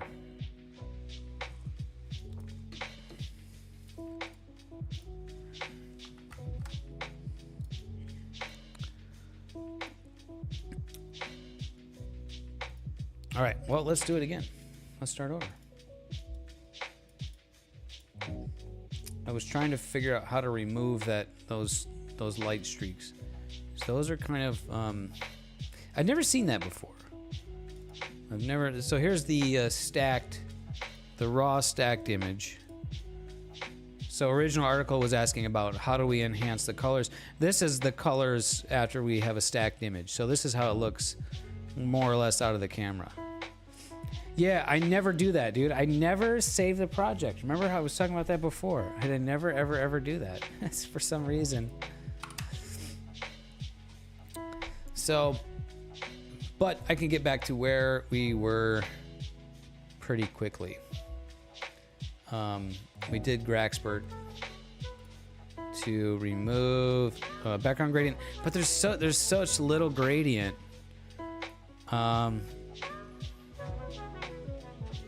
Yeah, well, we'll run it.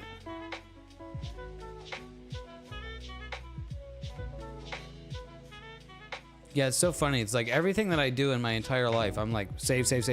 But when I'm working in PixInsight, I don't save the project. I don't know why. Here, look. Let's try to break that habit. Save project. And I think I saw. Sorry, JB. I saw that you were reprocessing your horsehead shot, and I'm not sure if I got to see that. I'm like a couple days behind in the Discord, so I'm looking forward to seeing that. I also shot the horsehead recently, and I had a different unique problem with that one. So maybe we'll look at that later. It's not very great data because it's from the light pollution, you know, but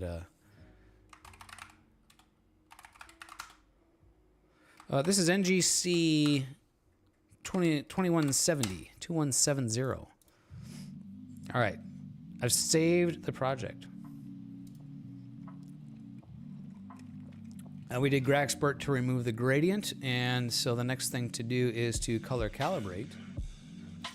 Spectrophotometric color calibration tool, and I need to change to the filters, which is just RG and B. Select the preview. You smudge something like put a fingerprint on a lens element somewhere.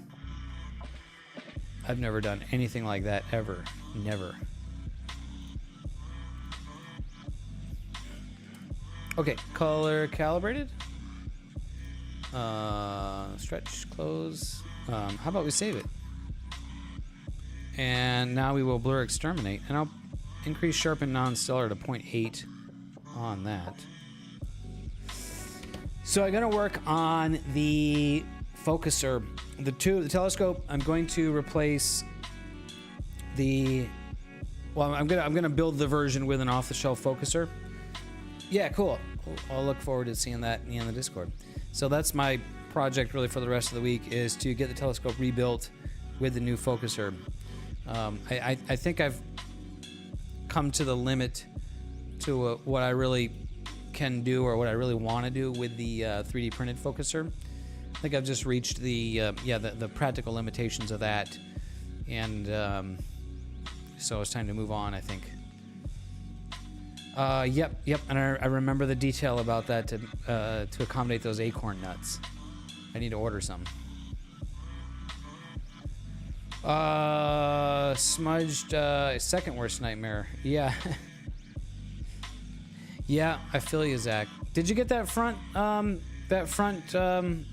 lens element replaced? I think you said it finally showed up, and then that was when we had all the rain or something, right? What do they call that? Objective? The front objective or the main objective? Team refractor. So it's funny, like, you know, when I was first doing astrophotography years ago, I was using the Newtonian and messing with collimation and stuff, and looking at what other people were doing, like the images from refractors just looked so sharp and nice. I was just like, you know what, if I was to do something different, I would get a refractor. And so I got back into astrophotography a few months ago, and I was shooting with the Rokinon lens, camera lens, and that thing is great, super sharp. And so now here I am back with the Newtonians. Okay, now we will noise exterminate. Oh, and we had some chrominance noise when I saturated this. So let's take a look at. Let's play with this a bit more here. Yeah. So it's a different. It's a bit of a different situation. Ah, got it. Oh, awesome. Okay. Yeah, if you're shooting anything broadband from the light pollution, it's gonna be tough, right? Okay, so I'm not really seeing that chrominance noise that I was when I saturated. Oh, whoops. Yeah, that. Oh, look at that though. That looks really great, Jay. Check out JV's horsehead shot. Pretty great. Your diffraction spikes are super sharp.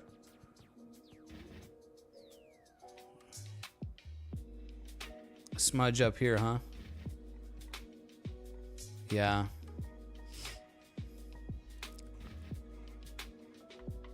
Yeah. Interesting. Well, you know, something like that should be easy to correct, right?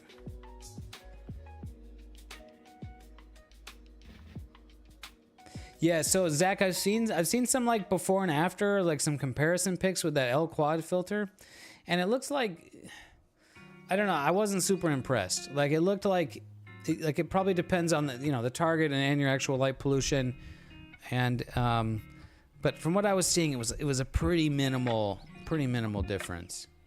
So I remember just being not super impressed.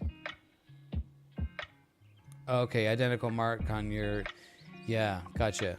It probably stands out more on that one because you don't have the like background, hydrogen signal, right? So that's really great, dude.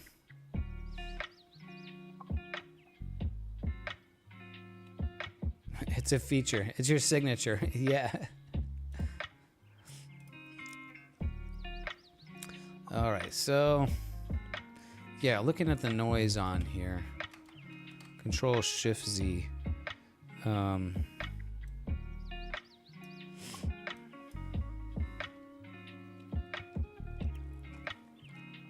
Oh, cool. So I'm running the Optilong L Enhance, which would be bad for galaxies.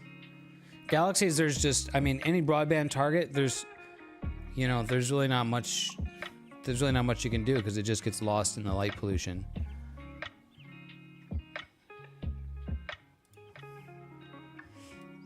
There's no substitute for dark skies.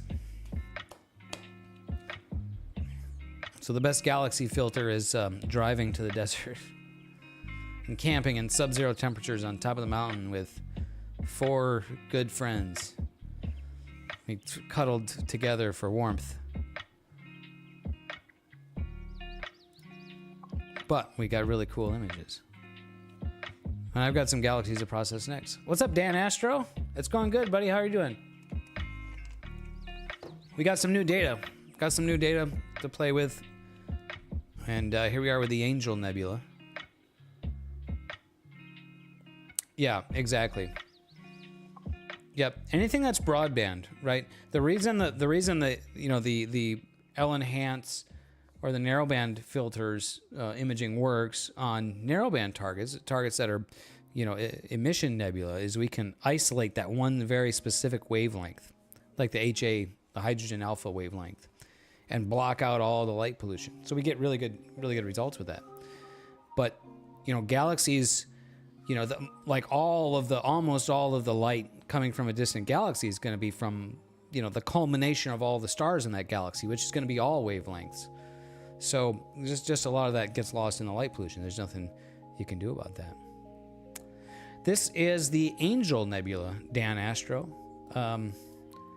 Let's bring the. This is the Angel Nebula shot with a 20-inch telescope down in Chile. So, mine will not look like this, but mine actually, it looks pretty cool. I need more data on it, but you'll see that. But this is what I shot. So, yeah, pretty incredible image. So, you can see mine is very faint compared to that. And what's up, Manuel? How are you? Night looks promising. I wasn't I didn't check the forecast for here today. It's probably going to be nice. Yeah, it's actually a pretty decent night. Really great transparency, no clouds, and average seeing. So I could get the telescope out and we could do some imaging. But I don't know. Maybe if chat really wants me to get the telescope out, I will. But I was kind of burned out on setting the telescope up, I kind of want to just take a break from it. There's not really much. I mean, I could shoot like the Rosette Nebula and stuff again tonight. But, yeah. We got more rain coming, Zach? Oh, shit. Well, I kind of, let's see. Oh, yeah, next week. There's a bit of rain next week. Yeah. I kind of don't want to mess with it until I get the telescope rebuilt with the new focuser. Oh, that's a bummer, Myth. Well, that's a great idea. And so keep us updated in the Discord about that. If you want some others to come by, then it might be fun to come down and check that out. So, yeah. All right, we're working on this. Let's stretch it. I've got a GSO focuser, Dan Astro. I can show you that. Hang on.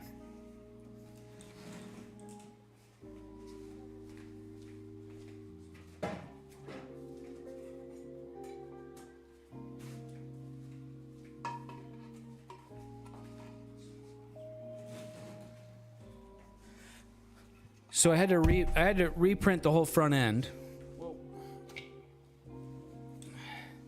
So I had to reprint the whole front end of the telescope, which is okay because this was slightly modified to accept an off-the-shelf focuser, which is this one.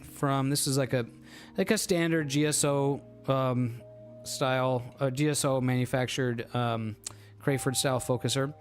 This I don't know. I don't think you could say that it's good. I think you can say it's adequate. I mean, as far as focusers go, it's like kind of the entry level,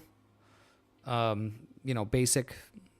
But for what I'm doing, it'll be it should be adequate. This is basically the same one that JB's running. Yes, I already printed this front end. This is like the big long print. And then there's an adapter, this like spherical, or not spherical, just radial adapter to go. Yeah, it's totally, for what we're doing, it's totally fine. For like bigger, heavier camera setups, maybe it's not. And you're trying to get like super ultra precision, maybe it's not adequate. But for this, it's totally adequate. So that's going to go on there like that. And the next thing, I need to make an adapter. I need to make another adapter, so I can mount my electronic focuser on here. So my strategy is to mount. This is kind of hard to hold and show. So my strategy is to mount the focuser like this on the front of the tube. This is the front of the tube, and then the motor will mount down here. So I need like a dovetail here, and then I'll put a gear on the shaft. So my focus motor will drive a gear on this side. So I have the manual focus control here, and then I have the gear I can drive it over here. Against your better judgment, you're thinking about getting a 6-inch GSO newt. Ah. Yeah.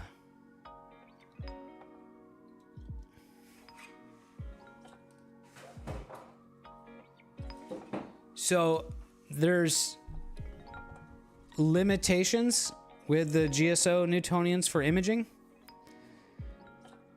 You can definitely, you can definitely make them work, but our friend Dan in the Discord, our friend Dan in the Danscord, has been building Newtonians for quite some time, and so he's very familiar with the limitations of the off-the-shelf GSO Newtonians for imaging.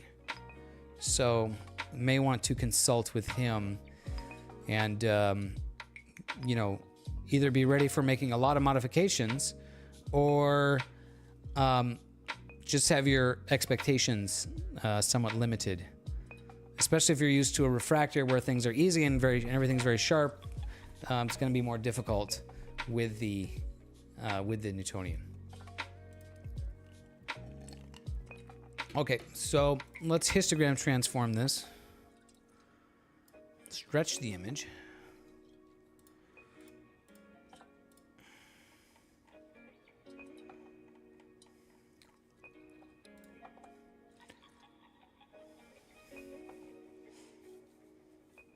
Okay. Open Focuser Mark III. I'm not sure what that is. Never heard of that.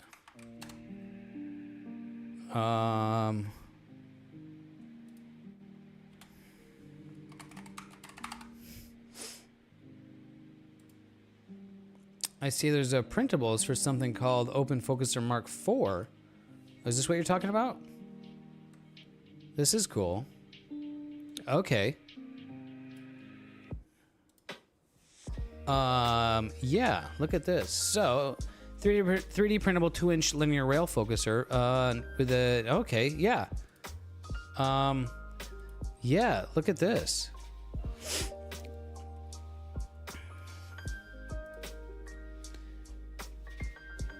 Looks like he's got a belt.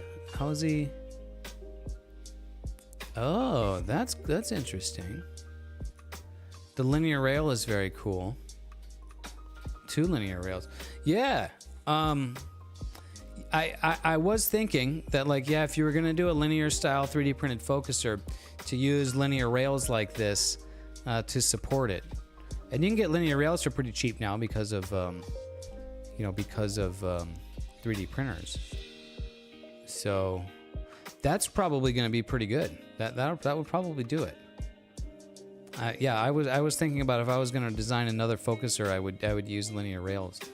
Maybe not quite like what he's got going on, but that's pretty cool. Yeah. Okay, this is Open Focuser Mark 1 test. I designed this focuser as a replacement for. It looks like they look like what do you call it? Oh, he's talking about it here. They're lead screws.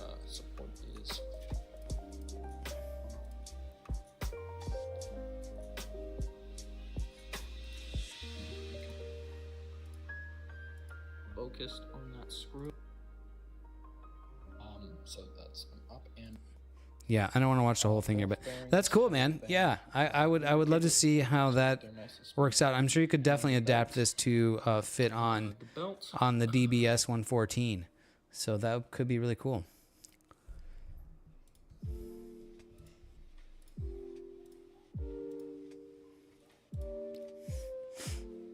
All right, we are trying to get this image stretched here.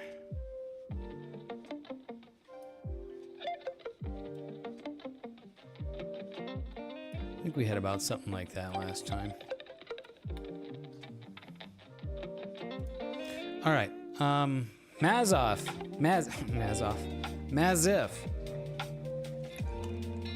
I guess I'm a bit fatigued tonight, guys. What's up, Mazif? How are you?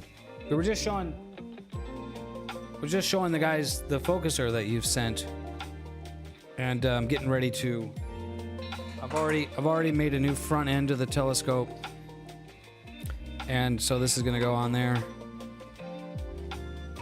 So this is the project for the next couple of days, is to get this worked out and get that set up. So thanks again for that. Yeah, I'm thinking like for like the best, for the best quality, for best possible results with this telescope is going to be using a focuser like that. So. Glad to have your contribution.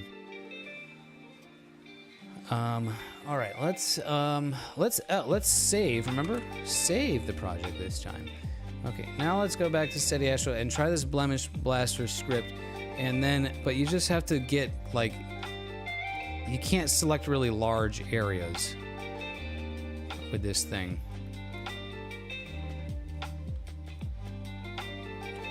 So we'll just try a little bit. Whoops, nope, not that. Okay, right click. We want a freehand. We'll just select a little bit at a time.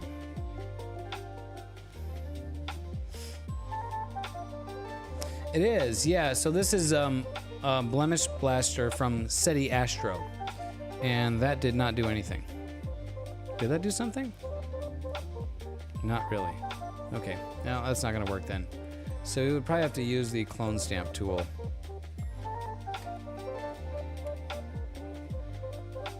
And we'll do a real soft and like a 60 pixel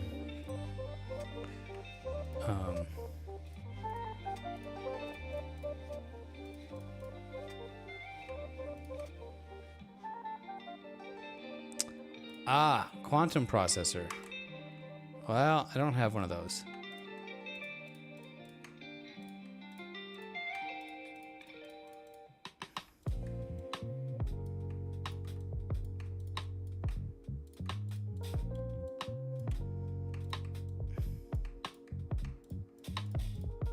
So clone stamping can do weird stuff and leave kind of weird artifacts.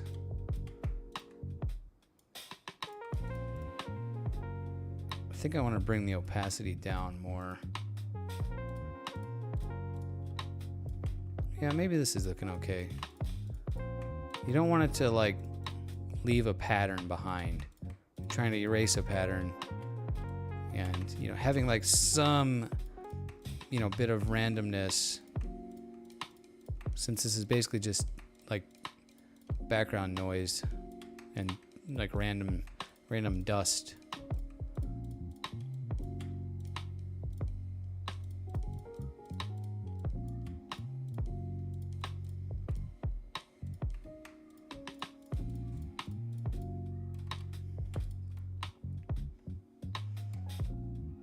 Okay, that did pretty much get rid of it. Yeah, that's probably okay. All right, we'll just keep clone stamping these out here.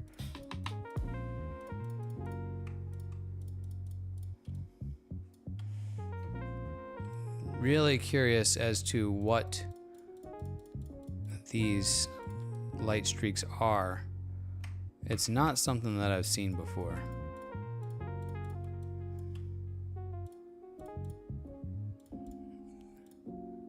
And I thought I've seen everything.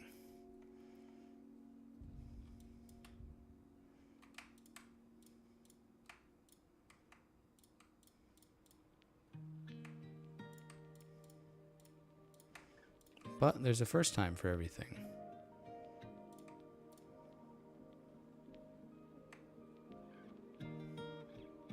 Yeah.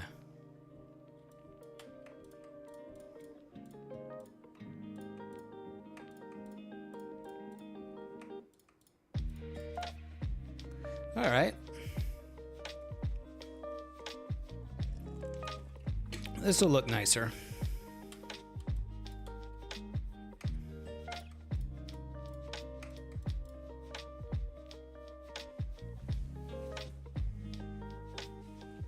Oh, nice. Okay.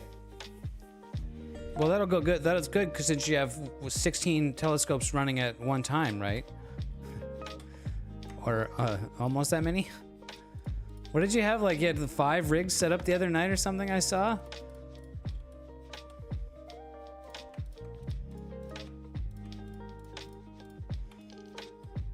Talk about dedication. So this is where it gets tricky because I don't want to remove nebulosity details. That's probably okay.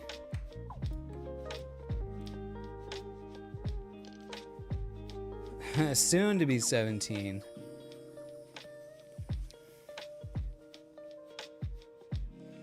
All right. Okay. I think I'm good with that. Yeah, I think that'll be an improvement on what we had. Okay. Oh, and then what was that, Zach? Save the project, right? Range selection. We bring in the range here. So we're gonna do my standard local histogram equalization trick.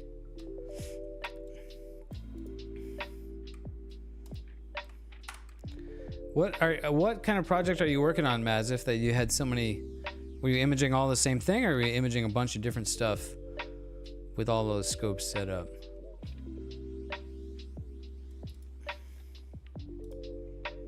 Local histogram. Cool, Dan. Thanks for being here. Yeah, glad to have you here. I'm not sure how long I'll be on for tonight. I didn't have any caffeine before starting, which was probably a mistake.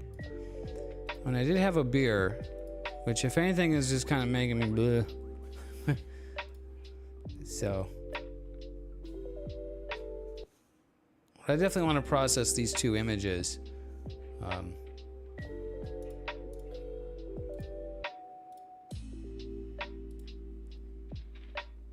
From the data we got at the in the mountains this weekend, or this week. It's funny, I always think of it like going away for the weekend, but we were gone on the week, during the weekday.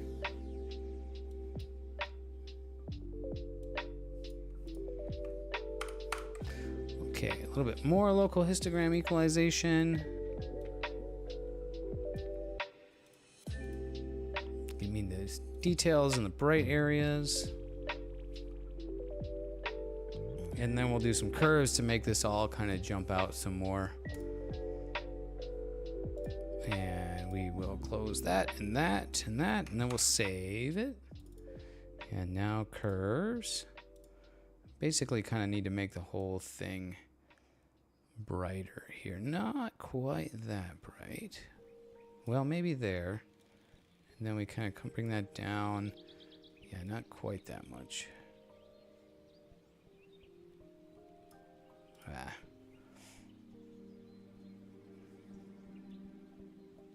Yeah. Yeah, it's so weird because like I don't ever have that problem working on any other type of stuff. When I'm doing CAD drawings, I'm constantly saving. For some reason, these projects, I don't know, it just doesn't really become a thing.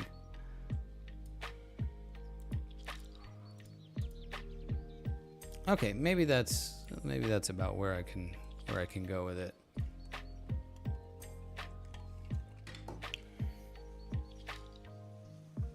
Cool. Do you know where did you identify where it was coming from, Jay?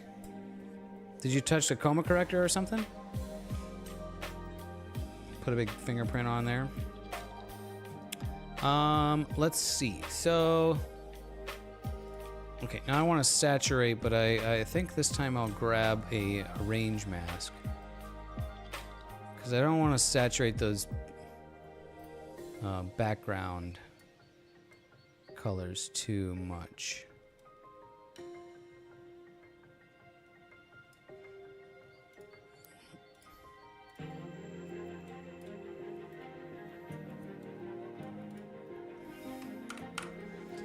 So we'll start with saturating most of the saturation into the brighter areas.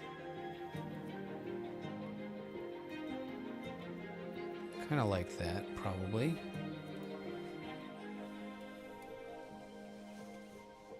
And then remove the mask. And then add more saturation to the whole image. Not a whole lot, though. Yeah, that's maybe okay. Yeah, this is a tough target. Scripts, SETI Astro's star stretch. And I'll do 4.5. Remove the green. Okay. Pop a quick S on this so we know it's filled with stars and combine them. And there we go. So I think that's a pretty okay. That's a pretty okay image for limited data on what's got to be a pretty challenging target. Oh, you know what? There was a step I forgot. Undo the stars, and we can do the script, the dark structure enhance. We'll run that.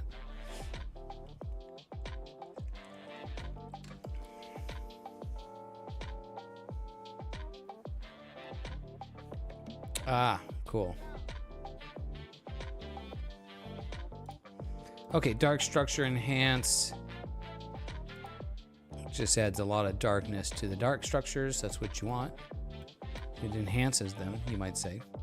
Put the stars back in, and there we go. I think that's what we can do with that image. This, yeah, I think this can be a very cool target. I mean, it is. It just needs. I mean, you can see the noise in here. I just need so much more. Just missing so much data. So there's a lot of detail. Yes. So I mean, this was, you know, and it was actually, you know, it was setting. It's near Orion. So, you know, like the second, the later images, sub-exposures would have been lower on the horizon, which, where we're at, we're in the mountains north of LA. So this is setting. And when you're looking to the south towards LA, you get, you know, a big light dome from down there.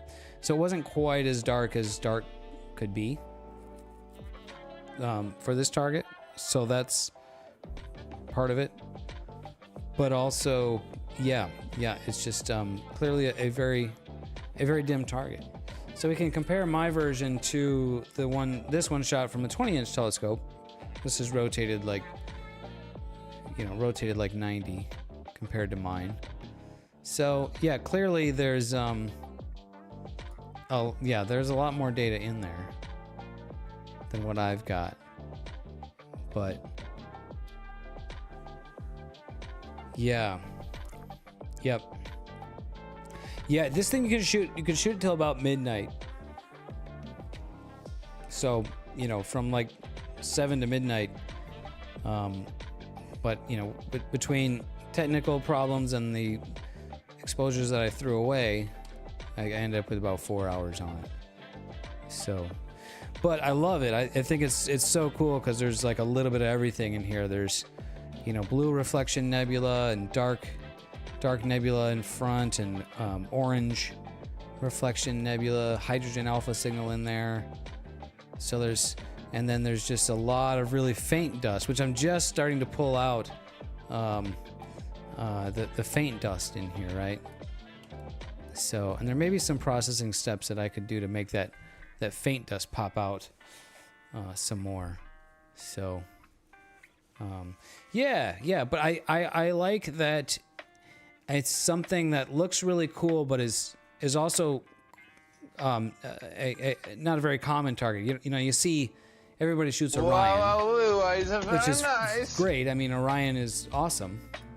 But you know, it's nice to have something a little bit different. Very nice indeed, yeah. So I'm glad to shoot different things, especially when I go out to the dark sky sites. Yeah, the only thing I'm really bummed about is that I may not be able to get any more data on this until next year. So maybe we'll have to revisit this one and then put some serious time into it, 10 hours plus or something, and see what we can get. All right, cool. We got an updated version from Jay. Yeah, all right. Horsehead Nebula, also a classic. We were viewing the Horsehead Nebula in Dan's 20-inch telescope last night. That's a treat. It's real tough to see. It's real tough to see, as you might imagine, but it is possible. You need a big telescope, dark skies, and an H-beta filter, and you can just barely make out the dark mound at the top of the horse's head. You don't see the structure of the his face and the back of his head. You just kind of see this mound, this dark mound here against an ever so lightly less dark background. Yeah, very tricky, but you're able to see it. The flame is pretty obvious. You can see the flame nebula and this reflection nebula down here, but then seeing that is very tricky. It's amazing how much the camera picks up that our eyes do not. We did indeed. Okay, I think I'm done with this one. I'm gonna save it. I think that's pretty darn good considering the limitations that I was working with. And so let's save this as a JPEG. Call it done. We're gonna call that. Nope, we're a JPEG. This is the Angel Nebula. Nebula. NGC 2170. NGC 2170, the Angel Nebula. And how much data did I have on that? I had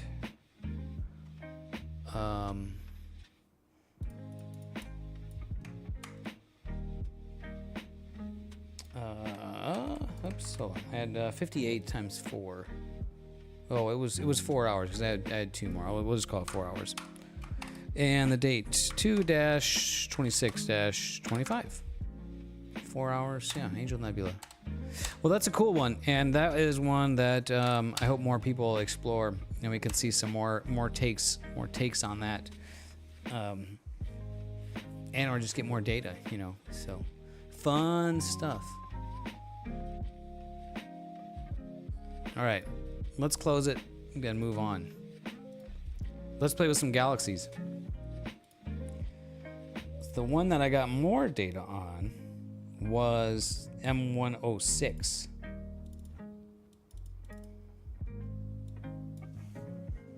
So I've already stacked it.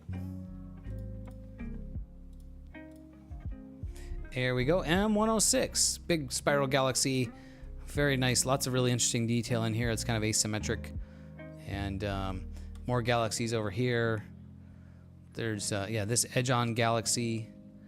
Not sure which one that is, but then there's another galaxy, and there's another galaxy. This little spiral guy here, and so this will be cool. This will be fun to do the image annotation on, and then see what we see. So this one definitely does have a very subtle gradient. And also I noticed this is the first image where my diffraction spikes are not, got like a double diffraction spike going on here.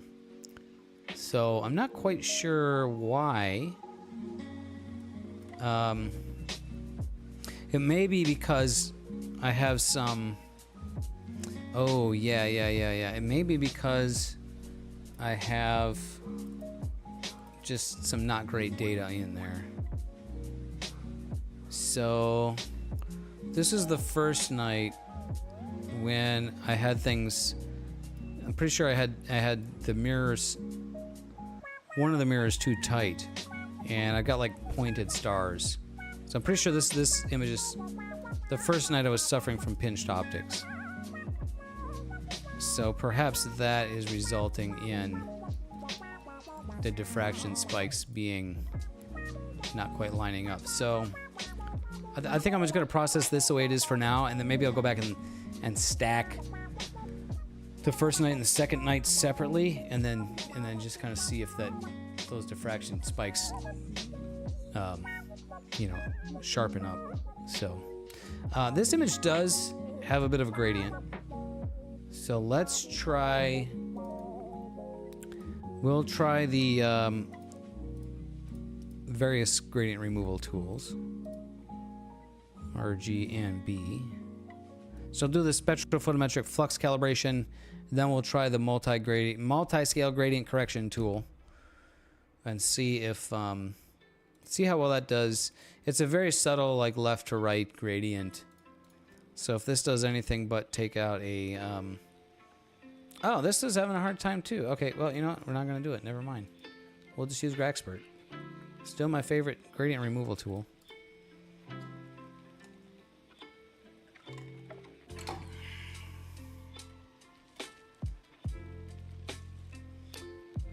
And that's interesting. Well, I guess it did. That's kind of weird because it looked like there was like just a left to right gradient, and this pulled out a very interesting gradient. But the image looks good, so I'm calling it good. And then let's make a preview, and we will get our RGB filter set, and then set the preview for background neutralization and run that.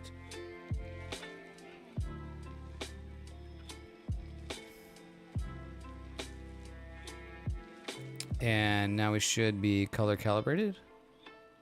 So I'll do a linked auto stretch, and those colors do look good. Really brilliant colors in the stars here, blue and orange, and then kind of whitish orange. So I'm liking the colors. The galaxy looks like a nice amount of detail in the galaxy here. So yeah, this is pretty okay. The stars, yeah, these diffraction spikes are kind of disappointing, but the galaxies are looking good. I did not. That's interesting, Zach. I will have to take a look at that. I'm kind of afraid to install updates because updates seem to break your plugins and stuff. And so, yeah, the last time when I updated to 1.9 for 1.8 whatever, it really broke a lot of stuff. And you had to go back and manually set things back up, and some stuff just didn't work. So, yeah, I really am hesitant to update. But this is a minor update, so maybe it's not that big of a deal, right? So I'll give it a few days. Okay, we have blur exterminated, and this is where we see like all the detail in the galaxy really starts to come out. These spiral arms, the dust bands in here really start to pop out. That looks really great. And then like this little galaxy here looks so much better. And then this got there's some nice detail in the this edge-on galaxy. This little guy here. That one. This little smudge here, that's probably a galaxy. Yeah. Up here, little galaxy, little galaxy. So yeah, I can't wait to get the stars out of here, and then see what galaxies are left. Yeah. So I'm star exterminating now, and then we'll see what we're left with.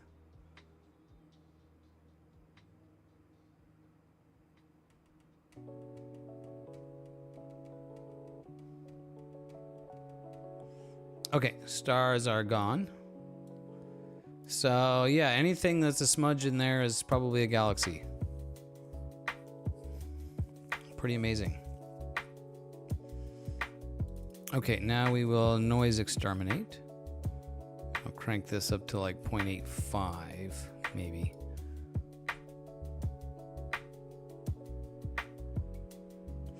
Yeah, this is an interesting spiral galaxy here, because it seems, maybe it's just perspective, but it seems kind of oblong and asymmetric. Like this arm down here is kind of, maybe it's kind of bulging. So I don't know, maybe this galaxy is just finishing up merging with another galaxy or something, and or there's something else is causing it to bulge out, or something like that. I don't know, but looks pretty good with the noise extermination. And now we will histogram transformation.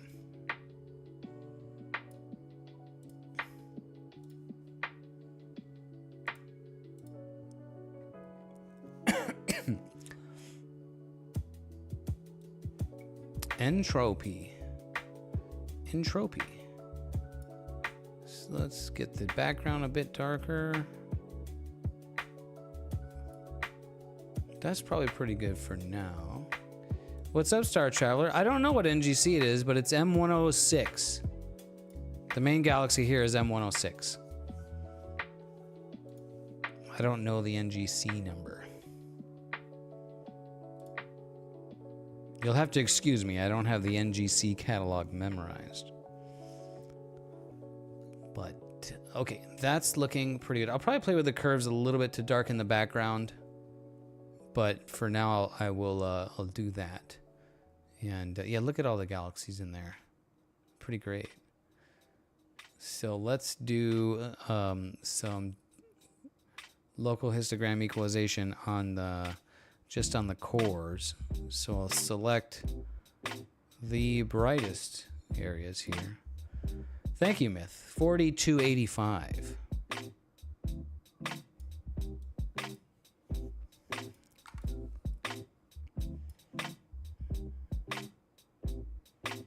Range mask that, and then we will locally histogram equalize it.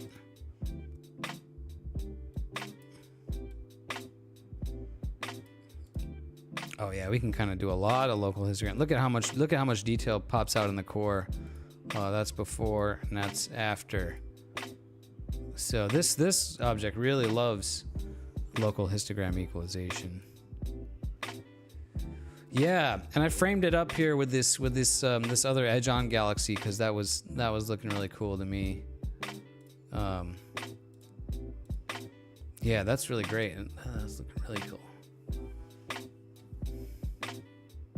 So we'll apply that. Yeah, I can zoom in here. So that's the before and that's the after. So it really brings out all that detail. Looks really good.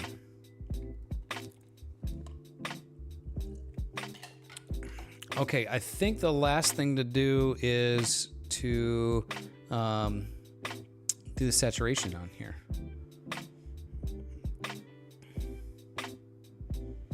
Oh. Messier didn't even discover it. It was his assistant, Pierre Marchand, 1781. That's pretty crazy. Any plans for Markarian's chain? Perhaps. Perhaps next month. I think, didn't Myth, did you shoot Markarian's? Oh, our friend Jabron that was with us was shooting Markarian's chain.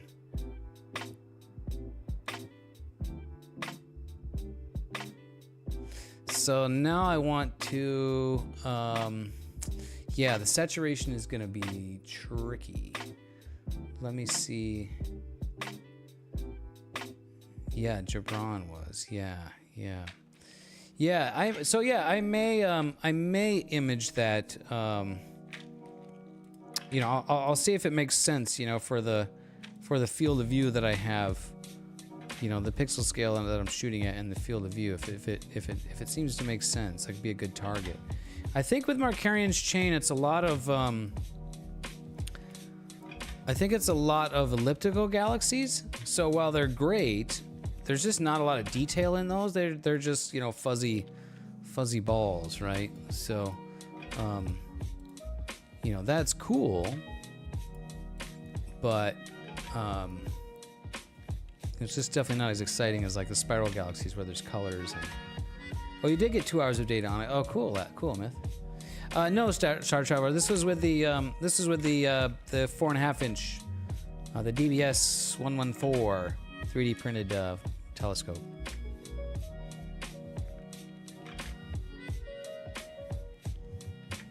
Maybe there's some green in there. Let's grab SCNR and yeah, I'm gonna run SCNR. I think maybe there's some green. Yeah, maybe not. All right, curves. And then let's just darken the background a little bit.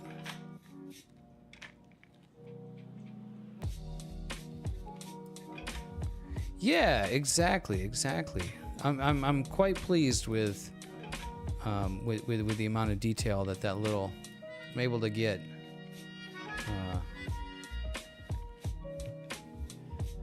Oh, that's a bummer.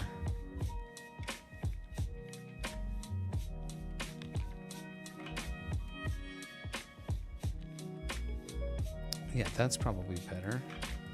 Okay, now if I just push the saturation up globally, I really saturate the heck out of this star glow, which I kind of don't want to do.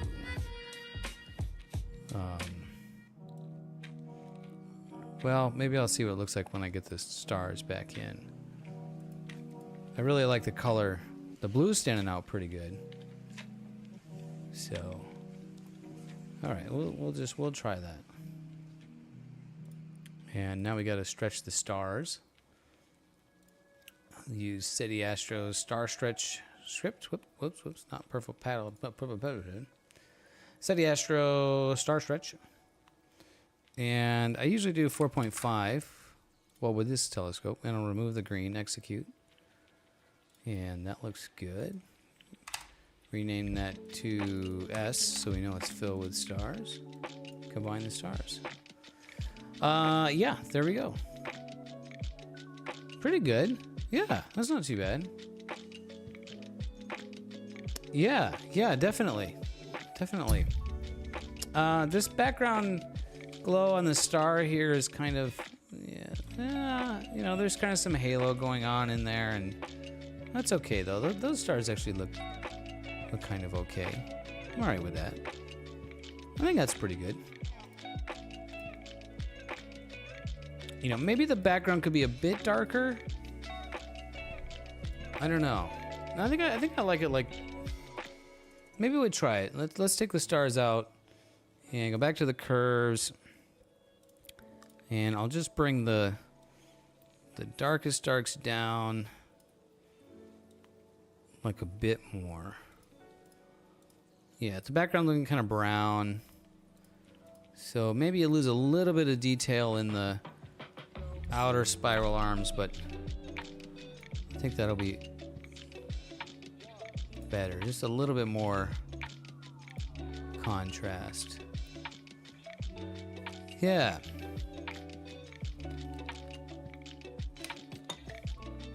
So that's pretty good. I mean, maybe it could be more colorful, but you know, I don't know. I think I like it.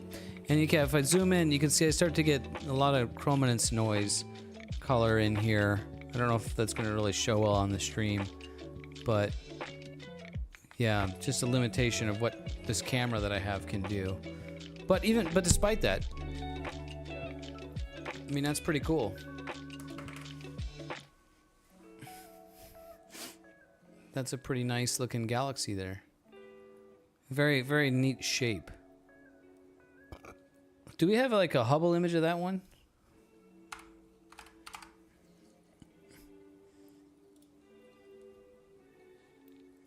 Whoa. Looks like just the core. Wow, look at all this HA in here. Yeah, so this is rotated to 90 compared to mine. But you can kind of see, yeah, you can see hints of the HA in there. So see this arm right here? This like top, in this image is the top arm. There's a lot of HA up here. Yeah, okay, yeah, I can zoom in a bit. So yeah, like right here. And so you can see the hint of it right here. And a bit more out here. You see little bits of purple. So this is one I really would love to... This would be one to go back and image with a narrowband filter. And, you know, just to try to get an HA signal out of it. And then combine it for an HA RGB signal. Maybe you could get the HA in there. Like I wonder if I could even do that, like from the light pollution, right? With the light pollution, with the narrowband filter, with the dual narrowband filter, and then subtract the red channel. I wonder if we could put that in there and add to that.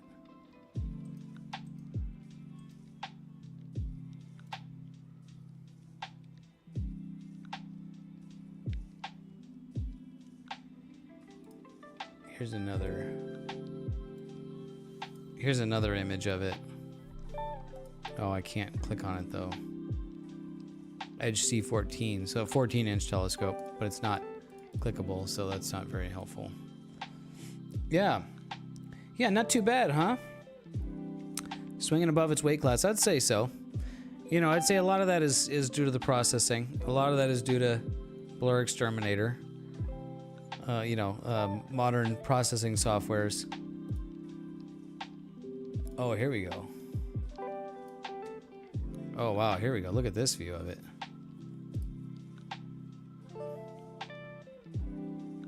Yeah, that's a good... Wow, these are very interesting, like, big bands of, like, HA sticking out through there. That's really weird. That's really interesting. Wow, look at that. Yeah, that really makes me want to try to shoot this thing with my dual narrowband filter. Yeah. Shoot that with my dual narrowband filter here from home, and then see if you subtract the red channel, if we can get some of this HA signal to come out to fill that in there. That could be really cool. But there's no way I'm going to get this kind of detail. Do we have like what telescope that was shot with?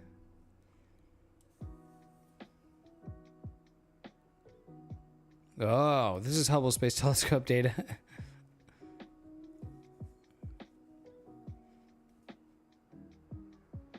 Wow. Very cool. Very neato. Yeah.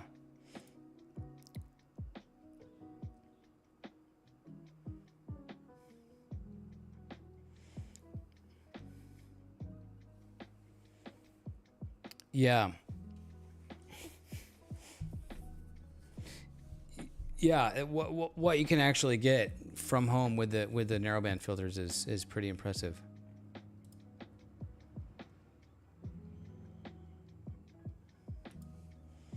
Yeah, right on. Nice bodes. Yeah, this is the bode shot that our friend JB is talking about too here. Looks pretty good.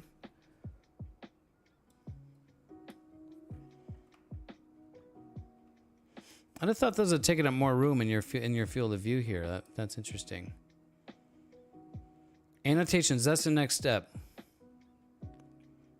Cool. All right, let's save this one off. File, save as. I'll save it as the unannotated version first. There's a script to do that, Myth. This is M106. Let me see. Does this show me the total integration time in here still? Or do I have to add it up and do math?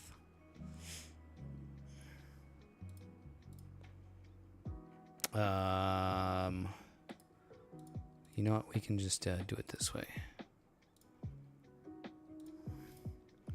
M106.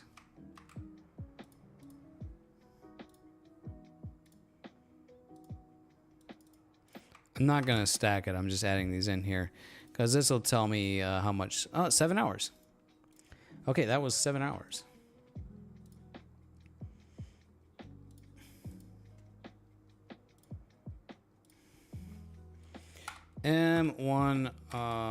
M106 underscore 7H underscore 2-26-25.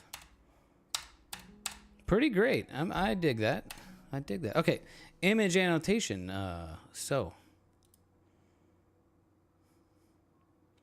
Yeah, only like 5%. Yeah, I think 7 hours is pretty good. Dan was saying that there was IFN around this area, which I was hoping to pull out, but I'm not seeing that. So maybe not. Maybe he was thinking of a different area. So let's go. So yeah, to do the image annotation, script, astrometry, annotate image. And so in order for this to work, you have to have an astrometric solution, which I do. And just as a reminder, you can check that.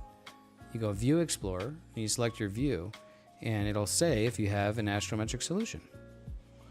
If not, you have to use the script astrometry image solver to get, so it knows what it's looking at. So then you have the image annotation script, and that's going to be hard to read. So I'll zoom that in so you guys can see that a little better. And so this is really cool. So you have control over everything. So you can put a grid on. So grid is checked, and that's like the coordinate grid. And you can show the labels and the different colors and the width. I'll leave that. You can show constellation borders, constellation lines. Actually I'll turn those off because the field of view is so narrow. I don't want that. It feels like a wider field than having the constellation borders or lines would probably be good. Named stars. I'll leave named stars on. Messier objects, because I have Messier objects. So that's checked. So then if you select that, then now the marker is going to be in green, and then so you can control the marker and the label, like the color and the font size and the location. So you have a lot of control over here. So we want the NGC IC catalog. And then the PCG, I think, is like the smaller galaxies. Planets and asteroids, I know there's no planets. There might be some asteroids in here, but I'm not really concerned with that. So I'm just going to hit OK and let that run. And it will generate a new image with the annotations. So look at that. Now it will, oh yeah, so maybe I'll leave it zoomed in so you can read. Yeah, so this is NGC 4217. And you can see that's NGC 4226. And interesting here, and circled something that's not there, so I wonder if I just didn't pick that up. This one is there. More galaxies up here, PCG galaxies circled. And another galaxy over here. And one there. Apparently that's a galaxy. These are galaxies. Wow, look at that. That's got to be pretty far away. That's like just a few pixels. But that's a whole ass galaxy right there. This one looks like a spiral galaxy.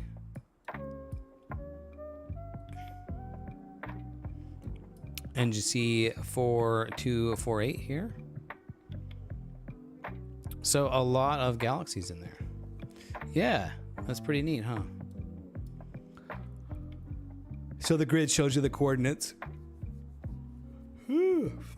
Pardon me. I'm pretty sleepy.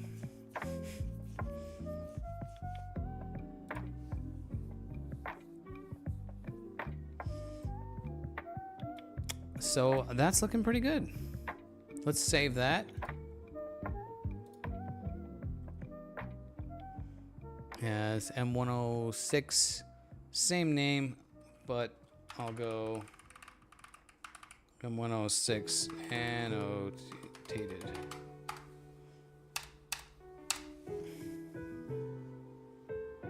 Uh, 450 millimeters, Zach. Oh, yeah, you're a little sleepy too? Sorry.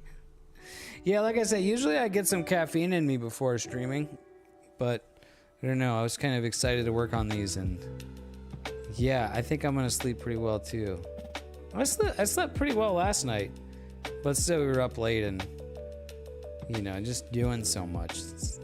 It definitely, it's relaxing, but also kind of takes it out of you, you know? So,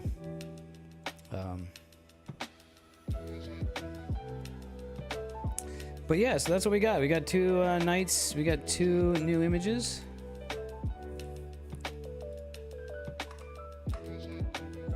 Where's my other one? Here it is. Yeah, this is one that I really want to add more data to. Oh, sorry.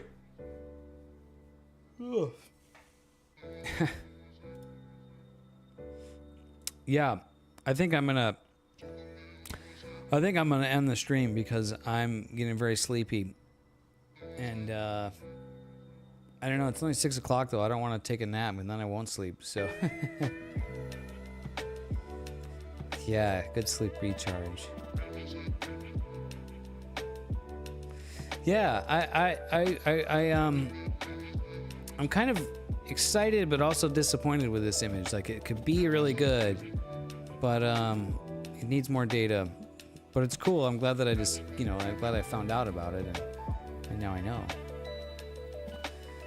Yeah, it was, I mean, the first night was, we had gusts of wind, which was making things tough.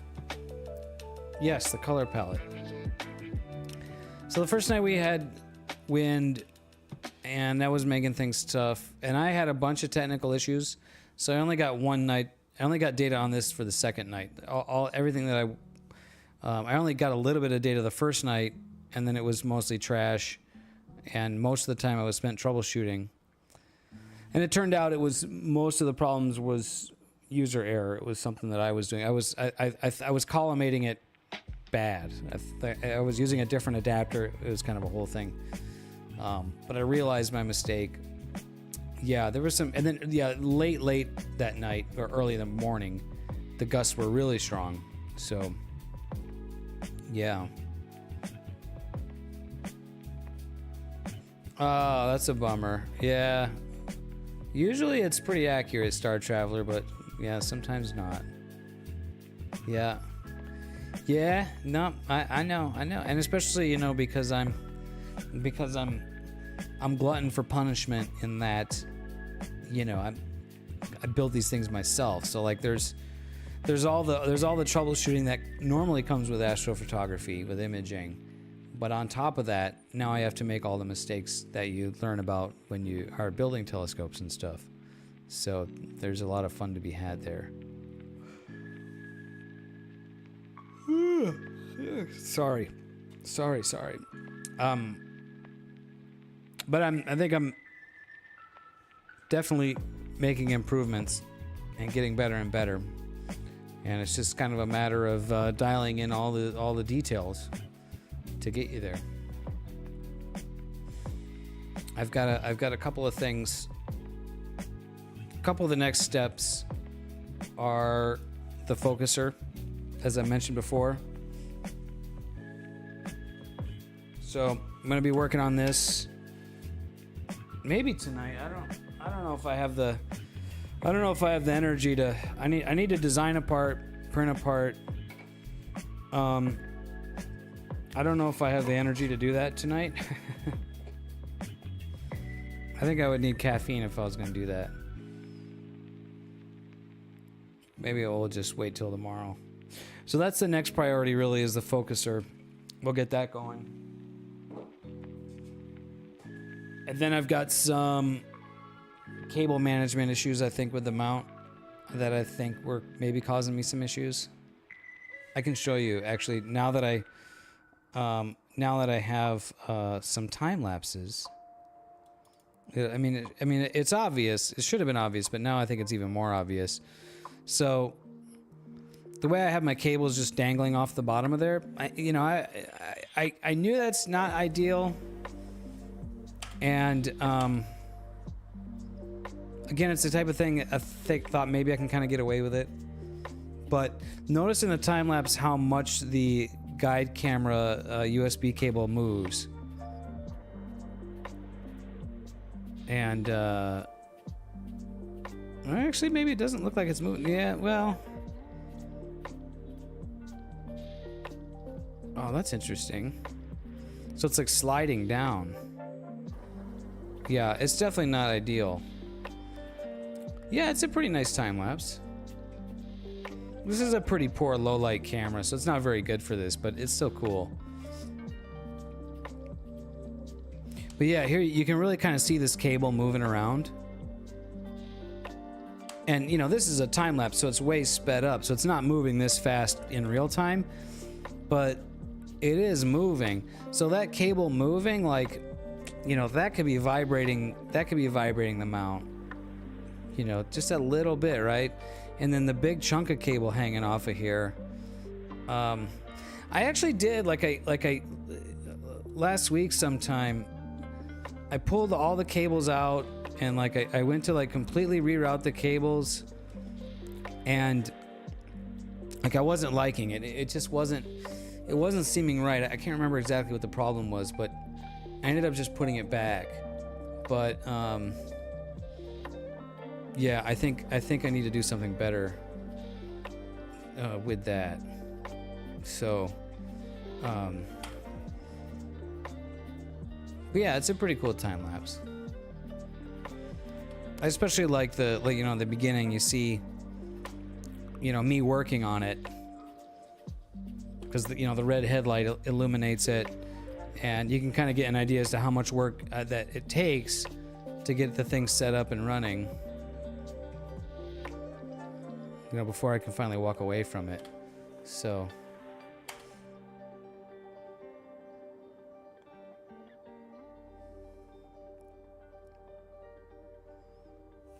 yeah, so I have that one, and then oh yeah, that was the only one I shot with that camera. These are not as good. This is with an action camera, so it's a little bit it's just not gonna be as good exposure. But this is kind of an overview of our whole area here, right? And this is Myth's telescope on the right, which you can't see because it's behind the overlay, but my stuff's over here on the left. You can see Orion at the top of here.